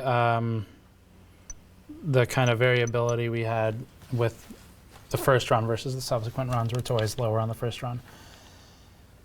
Okay. Someone says, well, VC Jester says, well, I guess I'm really late. Not really, because we were kind of stuck for a while.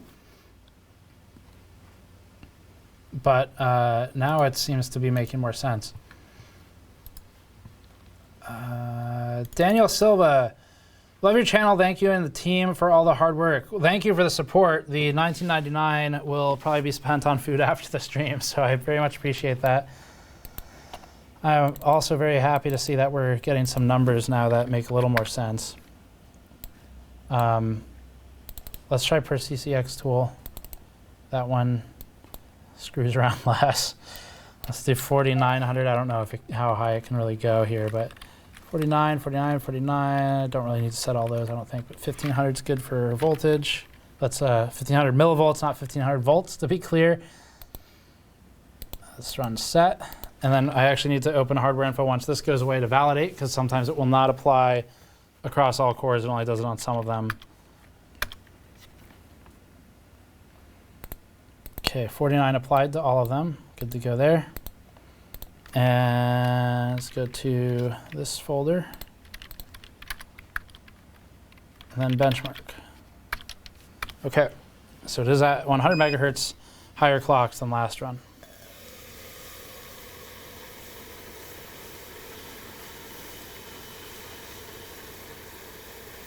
And no SMT.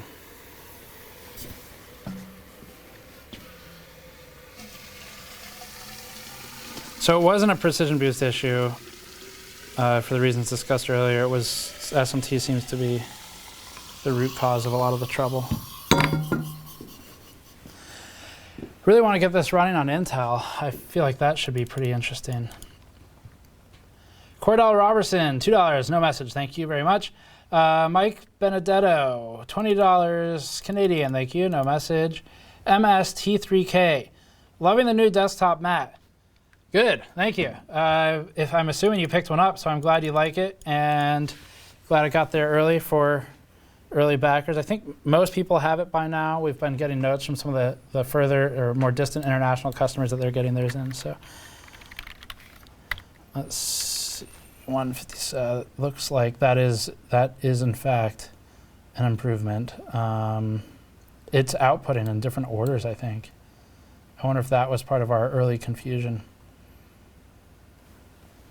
So, like than the original testing. I mean, it should be the same order for this batch file. All right, so 157.69, 172.83. We see that bump in the subsequent runs as usual. 175.70, 174.55. This is the kind of bench I would not want to use for reviews because it would really take a lot of runs to get it to where I'm happy with it. So that's a 3 FPS improvement. So we're seeing change. That's from 100 megahertz. So good stuff there. Let's try per CCX tool again for, I don't know if it's going to take this. This software was kind of weird about running 5,000 and above, but let's try it. 1.5 should be fine for that. Let's do, I'm going to bring the temperature down to minus 75 before I apply it. Maybe minus 80. Again, we can't go too low here because Infinity Fabric really hates the cold. Run. Okay, so we're at minus 84. I might have done a little bit much there. We may get a black screen. And we're going to need hardware info to verify the clocks, if they apply, if it doesn't crash. They have applied, so it's 5,000 all core. So now we're at 5 gigahertz. Let's do CPU bench. I like working through command line for this. It's very easy to run this benchmark at least. I do wish it were more sensible in the results we were getting, but SMT off, it is actually just climbing, so that's good. That's good news. Okay.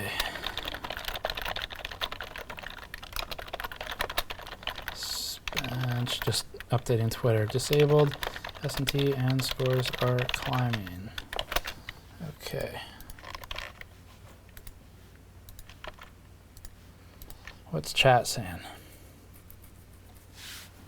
Liquid nitrogen cooling is so jank. They definitely didn't design them to do this, the computers. It is not intended use. Okay, cool. Someone asked the materials. That is, the LN2 pot's basically all copper with nickel plating on it. Okay. Let's do the output. That is an improvement. Good. All right, sweet. So that's at 5 gigahertz. So Crysis at 5 gigahertz with 4 threads seems to be working. I don't want to disable more than that because I'm worried that disabling more cores will start getting into issues where Windows won't have enough to work with in the background, but we're good here so far. So 175.84, 176.44, 176.72. Our averages, that's pretty linear. So that's interesting. Let's do a calculation on this. Our first run full stock with all these new everything for this. First run full stock was 156.7. Then we went up to 4,800 megahertz and we had a big jump to 167 FPS hours, which is about a 6.7% increase. And then we went to 4,900 megahertz to receive a 170.2 score. So that was 170.193 technically, minus 167.255, 167.255. So that's a 1.8% increase for a 100 megahertz all-core increase. So let's see if that continued scaling. At 5 gigahertz, 172.065 versus 170.193 divided by 170.193. That's a 1.1% increase. So it's not quite linear, but it's pretty close. For every 100 megahertz, we're getting an actual increase in score. This is where I'm not sure the CPU can run above this, but let's try it. We might have to drop Infinity Fabric, at which point I would expect a score decrease. So I'm trying to avoid that. 5100, 5100, 5100, 5100. Let's do 1.5 volts again, see if we can run that. I'm gonna bring down the temperature a little bit. That last run it was at minus 84, so I think we might be able to bring this lower than I thought originally, which would be good news for our Infinity Fabric clock combined with our higher core clocks. I have to verify that it applied again. Like I said, sometimes this one only applies to like 3 of them. So that is 5100 all core now. 5.1 gigahertz, it's around the CPU benchmark. That's good. Okay, nice to see actual improvement. Would disabling SMT in a normal use case hurt performance a ton? Actually, no. So we've done that test, and with Ryzen, a lot of the time you will see a performance increase with SMT off. Now, it depends. Like a 3600, you'll see a performance increase in a lot of games, but not all of them. 3300X, it's going to be a lot fewer scenarios where you see performance increase because you're going from 8 to 4. Whereas with a 3600, you're going 12 to 6, and you still have enough threads there to work with most modern games. So typically you see actually an improvement in every other application that's like Blender or Premiere, 7-zip compression, decompression, code compile, all of those instances, you're going to see a score decrease with SMT off because they are entirely thread bound. So I wouldn't recommend it for daily. Just maybe for overclocking, it's useful. I wouldn't really even recommend it for gaming because now you're just toggling stuff to get a couple extra FPS. It doesn't really make a lot of sense to me because it just becomes too much of a hassle as a normal user.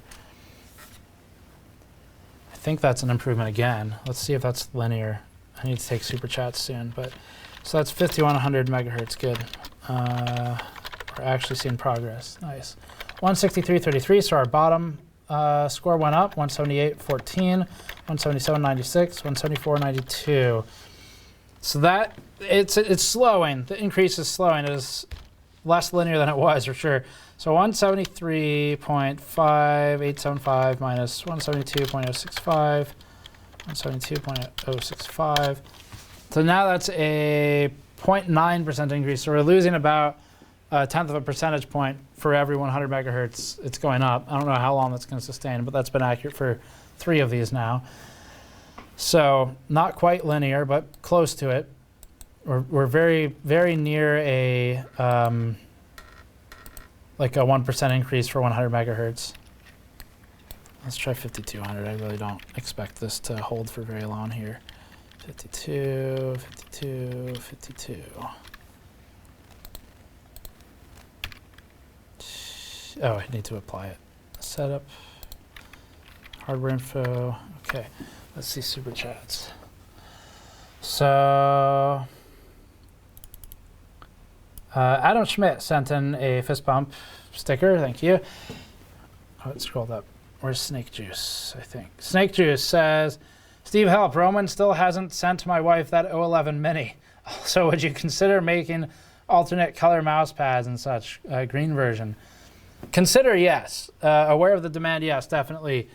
No immediate plans. We don't have a design like ready right now that's a different color than this mouse mat, but we're aware of the interest. So if if enough people ask for it, we definitely look into another design with different colors. But it's on back order now if you want to pick it up. Honestly, the biggest thing, it's like seems kind of small, but I was really happy about being able to pull off the blue rubber underside.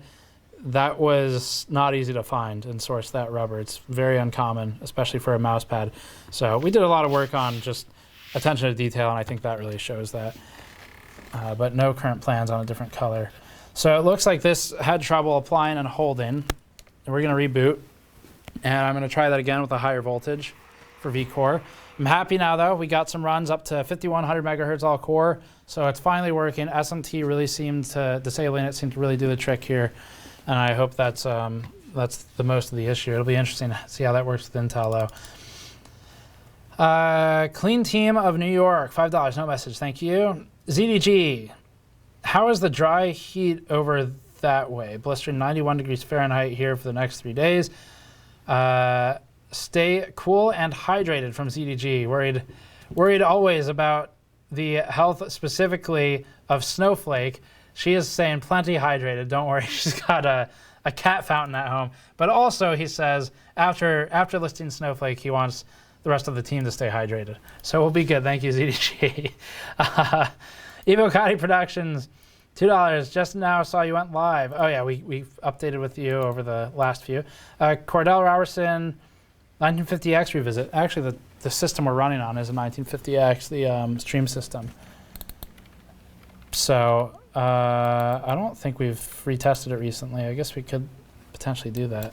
Let's try 1550 maybe for millivolts. So let's do a set. If it does, it might be pretty unhappy with that one. So Cordell said, AMD said the future upgrade path was multi-year and abandoned X399 for TR3. You're definitely right about that. He says, my $500 motherboard is good. Do you recommend upgrading to Threadripper 2000 or scrap and start new? Game only. Man, gaming only. If you're not doing like any development, it's actually just gaming. I think I would start new. I think it might be cheaper. I don't know. I'd have to look at the prices of Threadripper 2000 these days. The 2990WX is not particularly good for many things, but it's especially not good for gaming. So it's not really what it was built for. I'd say start new, honestly, if you're only gaming. If you're not only gaming, you can use the threads for stuff. Maybe it's worth the upgrade. But I just have a hard time kind of. I didn't like the 2990WX that much, I guess. There's a lot better value elsewhere. I like 3950X. It's pretty competitive with it in some stuff. Okay. So what I'm wondering now is if we do like maybe try and see if Crysis tends to favor one core or if it just randomly picks. Let's just run this at 48, and then what I'm going to do is see if maybe I can get away with running one core at like 5.5, because it seems like we're going to be stuck at 52 otherwise. That's way too high for that. We just do that. So that's the next test, is what is Crysis doing in the background. SMT's off. Okay, good.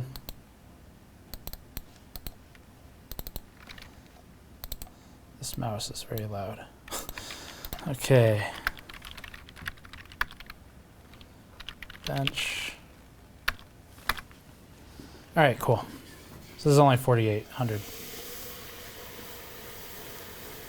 Oh no, wait, I need to run a hardware info in the background of this so that we can log the per thread usage, per core usage, and see if it switches around or not. So core 0, core 1, core 2, core 3. Okay, now we can run it. All right, we got another message from Alec Urban. I need to catch up on super chats for a second here. $4.99. I built my first PC after watching a bunch of tech YouTubers. Your videos helped me pick out a case with great thermals. Got the O11 DXL. Yeah, 011 dynamic in general is good, but the XL I liked a lot. We're using that for our main production, our video editing system, and that's one where BPS Customs Brian helped us build the system. So I'm pretty happy with the 011 XL. The 011 Air, I think they could work on that idea and make it a bit better. But the dynamic series is really good. 011 Air is a good baseline, but it needed it needed the filter removed, especially. Gorillas says, let me check Evocati's message in a second too.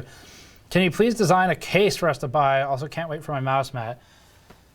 Cases are hard because it's easy to, well, it's not easy, I guess, but it's easier to be a critic of them than to actually make them, I think.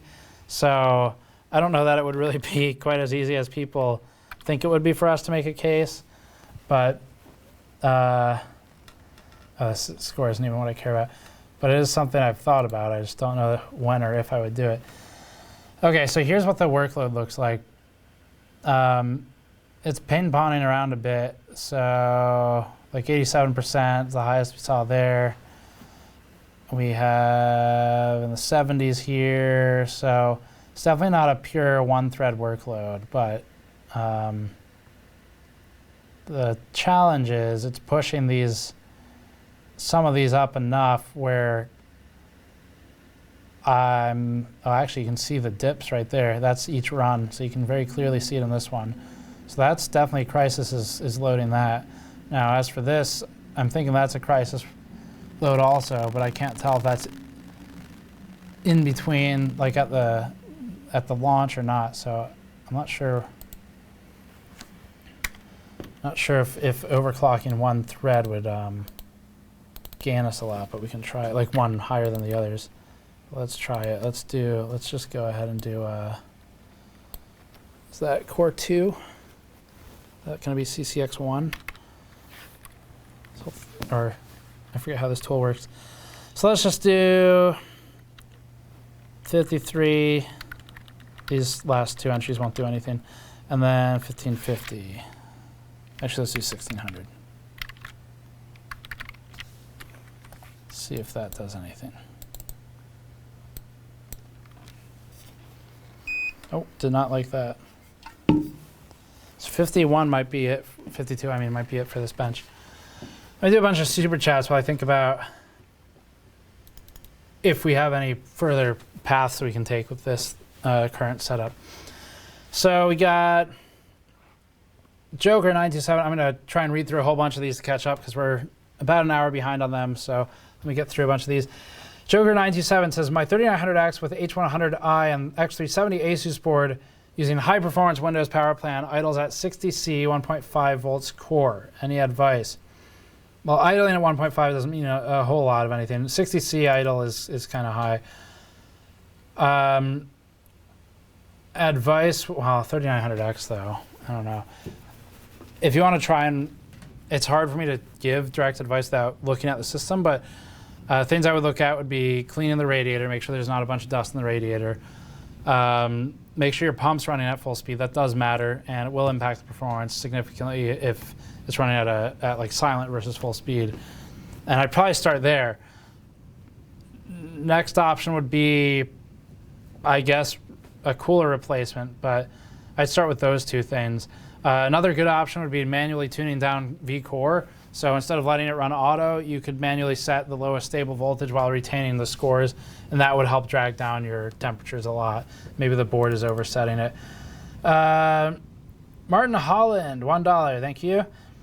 Adam Gross, $5. As Ryzen usually clocks higher in auto boost versus manual OC, have you looked at B-clock to get more performance, or would it hit the same limits?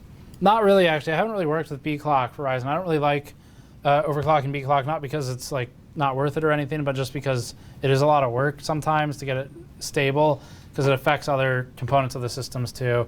So you start hitting like the memory subsystem with that. So I haven't really worked with B-clock tuning very much with Ryzen. You are right though that with a lot of the CPUs, the auto boost can be higher than manual OC, especially at the higher end. Now 3300X, 44 all-core is pretty good. So, and that's like not using all this setup. Andreas Sheriff, Tater tots, tater tots, tater tots. Still got the reference to Joe in there. Eric Jackson, ignore any and all advice from Joe. See, where you went wrong, Eric, is you assumed I listened to him to begin with. Next one is from Adam, Adam Goss, who says, P.S. Thanks for the mouse mat. I got sign number 87. You're welcome, Adam. I signed 100 of them, and it was completely random. We didn't announce it. We just shoved them in the pile that shipped out for the early buyers. So glad to hear you got one. OGs says, can we get Gamers Nexus underwear? I'm not really interested in making that right now. You can go talk to Linus, I guess. As Mikhail, $8, some extra money since $2, 2 GBP euro doesn't justify a shout out. I mean, it's plenty. It's all justified. It helps a lot. Arland 3 says, respond in SC. I can't read comments fast enough. I'm not sure what the message is. Vocaloid says, why do you put tape on the 3600 whenever we see it? That's a common question. So the reason it's on some of the CPUs, especially early B-roll from when we first got those CPUs, was because the CPUs were provided by a third party, not AMD, often without AMD's permission. So we do that to protect the source of the CPU. That guy 97, hey Steve, do you still think we'll see Tiger Lake this summer with the new IGP? Getting tired of seeing the HD 630 and everything. Yes, so am I. I know that Ryan Shrout, formerly PC Perspective, now at Intel, was just tweeting some teaser shots of a laptop running with a Tiger Lake GPU. So you can see it running. He was running Battlefield at 1080p as the new BF5. 1080p, I think he said high settings, and I was doing about 30 FPS in the campaign. I know BF5 is a hard game to run, and I know high settings kind of high, but I don't know that that's what I would choose to market my GPU with an FPS at 30, like a first-person shooter at 30 FPS doesn't really click the right way with the audience. So, but as for when it's going to arrive, I don't know. The dates have moved around a lot on that, so I have no idea. Johnny Retta Henley Jr. Sell me a B550 Velocita. I'll pay it full price, out of stock everywhere. We don't even have one. Ronnie Bickers Jr. Not much to say except nice stream. Also can't wait for the 3080 Ti. And death to motherboard front panel connectors. Yes, motherboard front panel connectors are a huge pain. I wish the case and motherboard manufacturers could work together on it. Okay, we're kind of caught up to about 40 minutes ago, so I'm going to keep reading these to get up to the front of the list as far as I can anyway. And then we'll do a little bit more with this system before breaking it down. Will my 3600 degrade much faster on 4.4 gigahertz, 1.34 VDD CR, or should I stay with 4.2 at 1.2? Degradation is something a lot of people like to talk about and conjecture as if they have a good idea of when a CPU is going to degrade or not. There's some truth to some of the numbers. SoC is easier to call than some of the others because you can see an immediate impact within a couple months if you run it too high. But I mean, degradation is not a question I ever really like answering because I don't know. Like you need a really high sample size. You need a lot of CPUs running at different voltages. Asking someone what's a safe voltage, even if it's an AMD engineer, you get a lot of different answers, and it's hard to really know what's right. So I'm not going to answer that because I don't have an opinion, because what people say is safe changes all the time. So I'll say that I'm not worried about running vCore at like, I don't know, 1.4 volts or something, but some people think that they've seen degradation. One thing with degradation is a lot of the times users who post on Reddit, for example, and say, my CPU degraded, I ran at 1.4 volts, whatever. A lot of the time what's really happening is that new games come out or new applications come out, and what was stable on your previous set of applications you tested on is no longer stable on this one. So like if you have a 2080 Ti running with some OC for a year without issues, and Cyberpunk comes out and it crashes with your OC, that doesn't mean your GPU is degraded over the year. It it means that it's not stable with Cyberpunk. So a lot of times people talking about degradation, they're not testing it in a controlled way, so it's really hard to really trust the user feedback. But AMD, however, has given direct numbers on SoC publicly on what they think is safe, so that one is easier to comment on, like 1.2 on the older stuff. Vispatech, the store needs an overclocked LN2 cooled 5G capable RGB cloud connected touchscreen. I see where this is going. Linux driven VR ready haptic feedback cowbell. Thank you very much. You know, I think you hit just about every marketing point on that list. And I think, so what you should do, you should send this to some of the companies like Asus, NZXT, Corsair, send it as a resume. But make sure you move the RGB to the front of the list. They'll probably hire you. Corsair's looking for a case PM right now. Maybe you can go apply with that list. Evocati Productions, I got yours earlier. Rabir Rutz, $2. On behalf of Dutchies, we love Steve. Yes, I see that the verified spokesperson has come back, so thank you very much for that. Let me check if there's any. My phone was making noise. Okay, I think we're good. So we're almost caught up on these too. Evocati Productions got yours. Okay, let me pause here. There's only one page of super chats left. Let's do a run of something, just to get something going. I'd like to see if 51 holds again.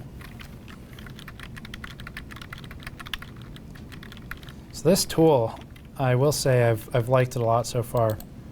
It's so much simpler to set the speeds. Doesn't always work, but once you just kind of verify it and it's fine.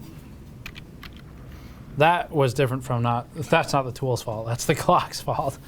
So it didn't like that one.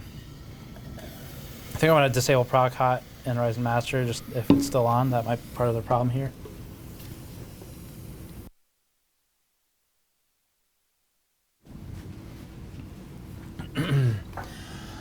Let's see. Okay, so Dave Leviathan Prim, it's a regular of ours, good to see you back, says, Power Supply Steve is the best power supply. Yeah, that's, I put that on there so I knew which one went with which bench at one point. But now it's just become the name of the power supply because of the stream viewers. So let me recap some of the numbers now that we're pretty caught up on Super Chats finally. So recapping the numbers, here's how it went. When we finally got stuff working, disabling SMT, we had an average of 156.7 FPS, full stock. And then at 4800 megahertz all core, it was 167, so that was about a 7% improvement or something. 4900 megahertz was 170. So at this point, we've fallen to about a 1 point something percent increase per 100 megahertz all core. Then at 5000, it was a 2 FPS increase, 172. And then at 5100, we fell below 1% to about 0.9, if I remember correctly, percent increase in performance to 173.6. So Crysis, let's see if I do I have enough data to make this graph look interesting at all? This might help kind of visualize it. Let me see if I can make a quick graph to put on the other screen. Okay. So let's give that some data labels. Yeah, so Crysis seems to respond fairly linearly to every 100 megahertz increase, but not completely. And let's shrink the scale so it's not blown out, 180.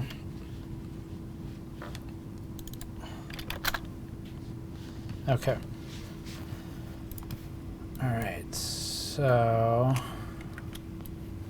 let's see if I can, is that full screen, Andrew? The browser? No. Yes. Yes. Is it full screen now? I don't actually know what it's looking at because I can't see it.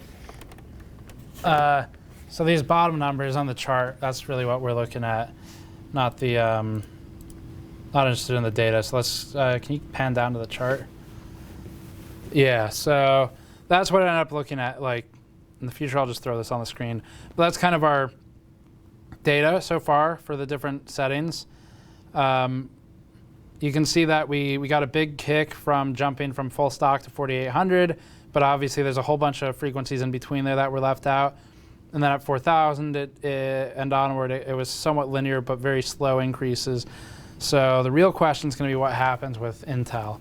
But let me set this up to do another run just at the end to kind of see it off while it's all frozen still. So let's just apply that. Oh, what is this asking? Frequency per core engaging manual mode. Consider setting the peak core voltage before engaging. Do you want to apply now? Yes. This thing's so touchy. All right, apply, okay. Set to 5 first. SMT is off. And let's run this. Okay. Okay, cool. I'm not running this cold enough, so we're gonna have to pull it down real fast. Also, that's empty.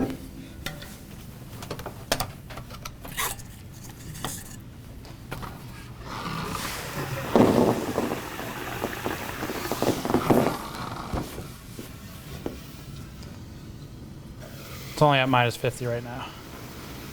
That should help. Burns real fast though. I mean, that's nice. Like, that's what you want to see is really quick evaporation.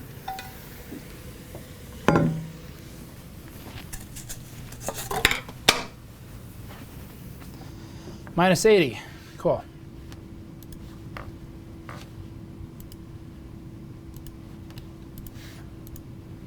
Is it open? Okay, cool. Okay.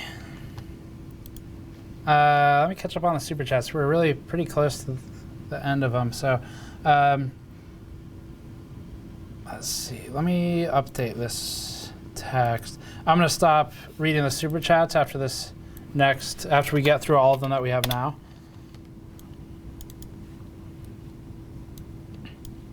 Just so we can get to the end of the stream.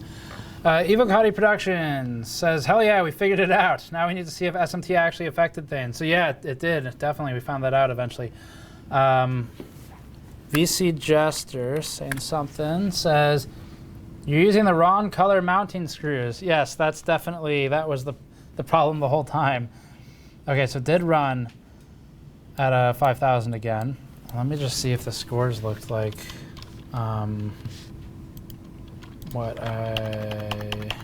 where's my window? It's here. It's there. Is it full screen or something? Yeah. Okay. I'm trying to get it over here. Well, it's gone. I don't know how to move it over. Is it still full screen? Yeah. Like F11 full screen? Yeah. Okay. Okay, cool. All right. Did it improve? So 5 gigahertz last time. We were hitting like 175, 176. So it should be, it's what I would consider probably variance for this erratic benchmark. I want to write them down anyway. So this is a 5000 run at 158.88, 177.26, 177.04, 178. Okay. I'm gonna run it again just to see what kind of variance we get. For when we do the stream recap later, it'll give us some data we can publish for run-to-run variance. Minus 70 should be fine. That did nothing. I forgot I never refilled that. Okay.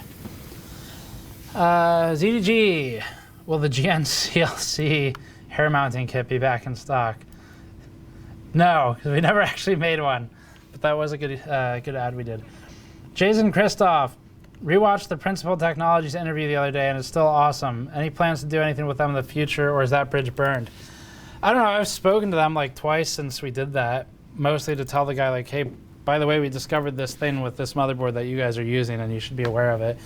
I wouldn't say it's burned. I think they the guy even told me, he was like, we should work together after all this Intel stuff is behind us. But they're still doing Intel testing, so I don't really know what their current status is. It was a very unique content piece. We'll probably never make anything quite like that again. Like 60 Minutes style. Okay, so yeah, it's looking like about the same, but there's, let me write these down too. That'll give us an idea for variation.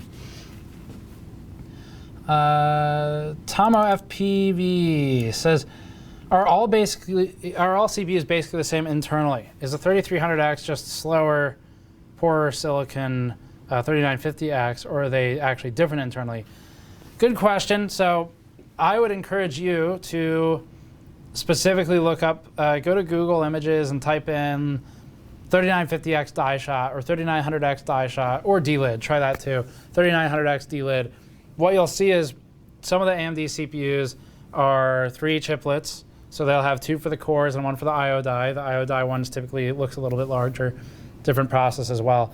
And then, so they, by different process, I mean like they're using physically different silicon supply for it. And then lower end, like the 3300X, the 3600, they're gonna run 1 of the core dies and then 1 of the I/O dies. So you go down to 2 chiplets.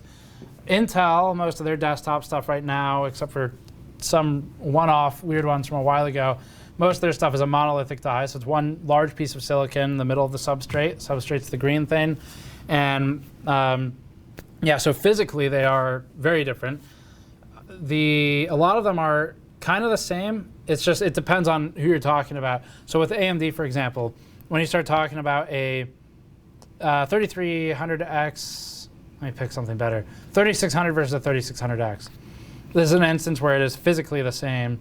It's architecturally the same, but the frequency is a bit different. And so then maybe it's binned a little better. Maybe the silicon's a little bit better quality on the 3600X. You need a lot of data to really support that. But in the very least, they've pre-overclocked it a bit functionally. It's not technically overclocked, but the clock is higher, preset by AMD before it shipped out the door. So yeah, some of them are physically different, some of them aren't.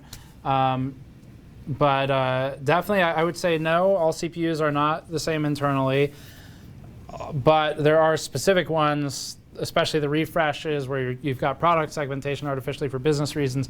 Those are the ones where they are the same. It's just silicon quality difference. Evocati Productions. It'd be interesting to kill Explorer.exe, run CMD, launch Crysis from CMD, see how much score you gain without Explorer. I don't think it would be a lot. You don't typically see much of a change. There's enough variance here too where I'm not really convinced that we'd be able to meaningfully tell a difference. But we can try it. I've got it set up. I just don't know that we can trust that this number is going to be outside of test variance. It'll be obvious if it is though.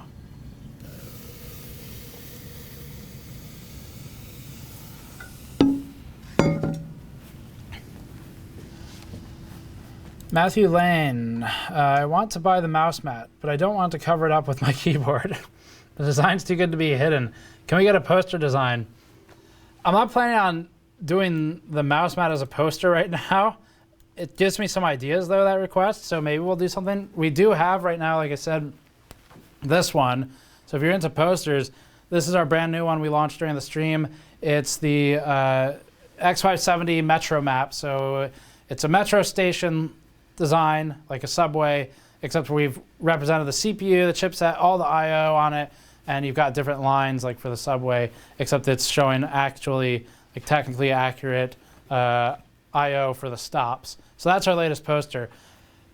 Wireframe poster is an interesting idea. It might be something that we'll look into, but no current plans. That said, you've given me ideas, so keep an eye out, I guess.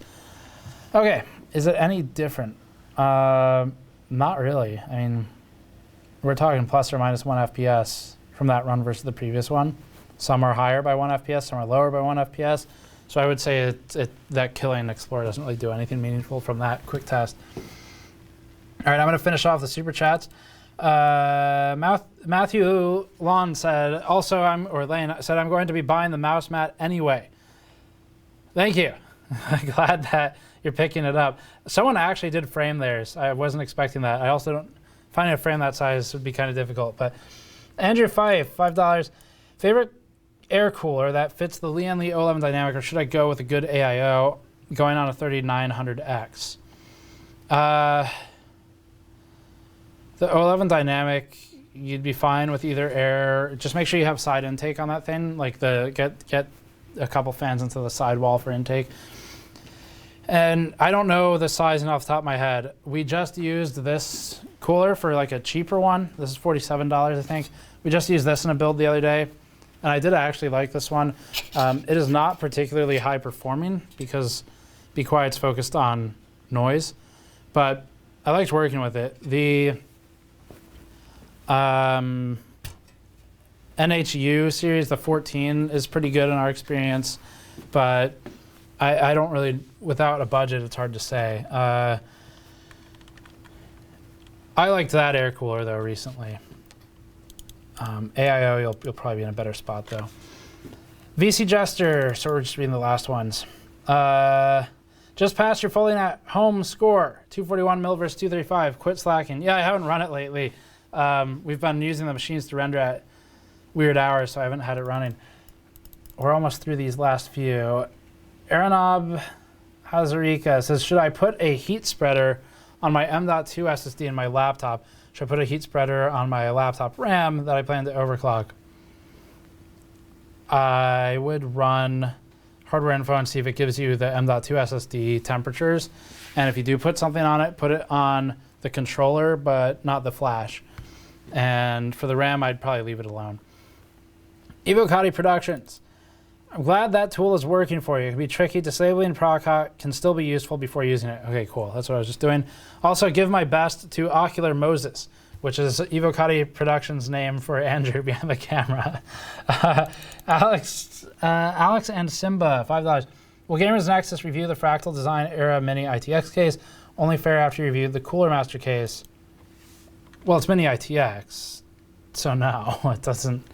There's no fairness in reviewing something that we don't review. We don't work with Mini ITX right now. Dennis Michaels, $4.99. Thank you for your videos and hard work. I've learned so much from you and BuildZoid. More Snowflake content, please. I do have videos of her attacking inanimate objects that I should put up at some point on the side channel. Okay, we're on the last 1, 2, 3, 4, 5, 6, I think. Dave says, great LN2 stream. Really like that the GN crew does this. Always fun to see hardware getting pushed past out of the box parameters. I like it because this is what I needed to do anyway to see how Crysis scales. So now we have an idea of that. We've basically just filmed and produced my troubleshooting session. Mickey Jeffries, rocking my GN t-shirt here in the UK. Thank you. Michael March says, I have a 3900X 2080 Ti, 2D5 pumps, 3 360 mil, 60 mil thick radiators. CPU temps idle around 50C, gets up to 70 under load. GPU never goes over 40. Are these normal temperatures? PC randomly shuts off. Okay. High temperatures can cause shutdowns, but you would see those at at TJ Maxx. So you should be closer to like 100 for that, maybe 90s if it's AMD. It is AMD. So you should be way higher than that for TJ Maxx. My guess would be maybe OCP, which is typically a power supply thing. So if you have a power supply that's got a multi-rail setting, try setting it to single rail. You could go into BIOS and disable some of the overcurrent protection settings. But if it's OCP on like the PCIe 12 volt rails or something, then maybe try turning off any overclocks you have on the GPUs and see if it stays up. Last two, Martin Holland. Could you try to run at least one core at 5.4? We can try it. It's still on, so let's give that a shot. I'm thinking it is not going to like it, but if it does like it, I don't think the scores will improve in Crysis because it bounces around a little bit. So let's disconnect these. Let's do core 2. Try 54 as requested. Let's just bump that to 1.55.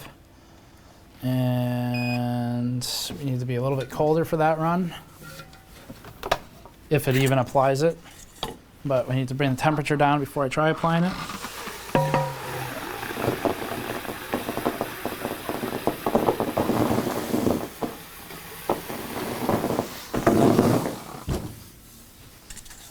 Okay. I'll give this one a shot, and then I'll read the last super chat while this is coming down.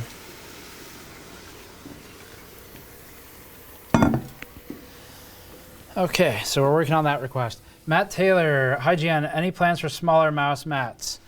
Well, we have the 2 smaller mouse pads on the store. Smaller mouse mats, I don't have an immediate plan for. I know there were some different size requests, like some people wanted one that was about 4 inches taller. To figure that out, we'd really have to figure out what's the, like where's the bulk of the requests, just because you start splitting the product so many different ways that it gets difficult from a cost management standpoint. But any plans? Not immediately. We have the 2 smaller mouse pads, but different size mouse mats. We can't even keep this one in stock right now, so I'm more focused on this one at the moment, and then we'll look into others later. Let's try applying this at -85. Oh, didn't like it. Maybe too cold. Or maybe I clicked apply and it gave up. Okay, last one I'm going to read. Randy Stearns, keep up the good work. Thank you. Okay, so to give a quick recap, we're going to call it there. This ended up finally scaling.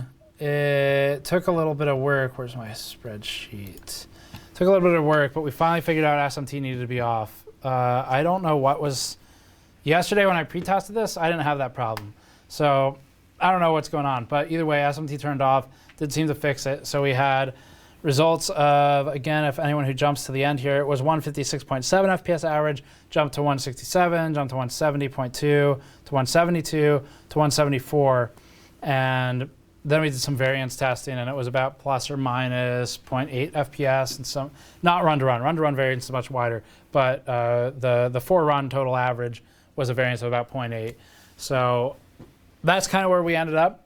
That was at 5100 megahertz, so 5.1 gigahertz all core, 4 cores active, 4 threads active, no SMT, 3200 megahertz, CL14, 1600 megahertz F-clock. So that actually works pretty well. That final shutdown we just had was because I think F-clock got too cold. So I'm going to try that request for our super chat user one more time.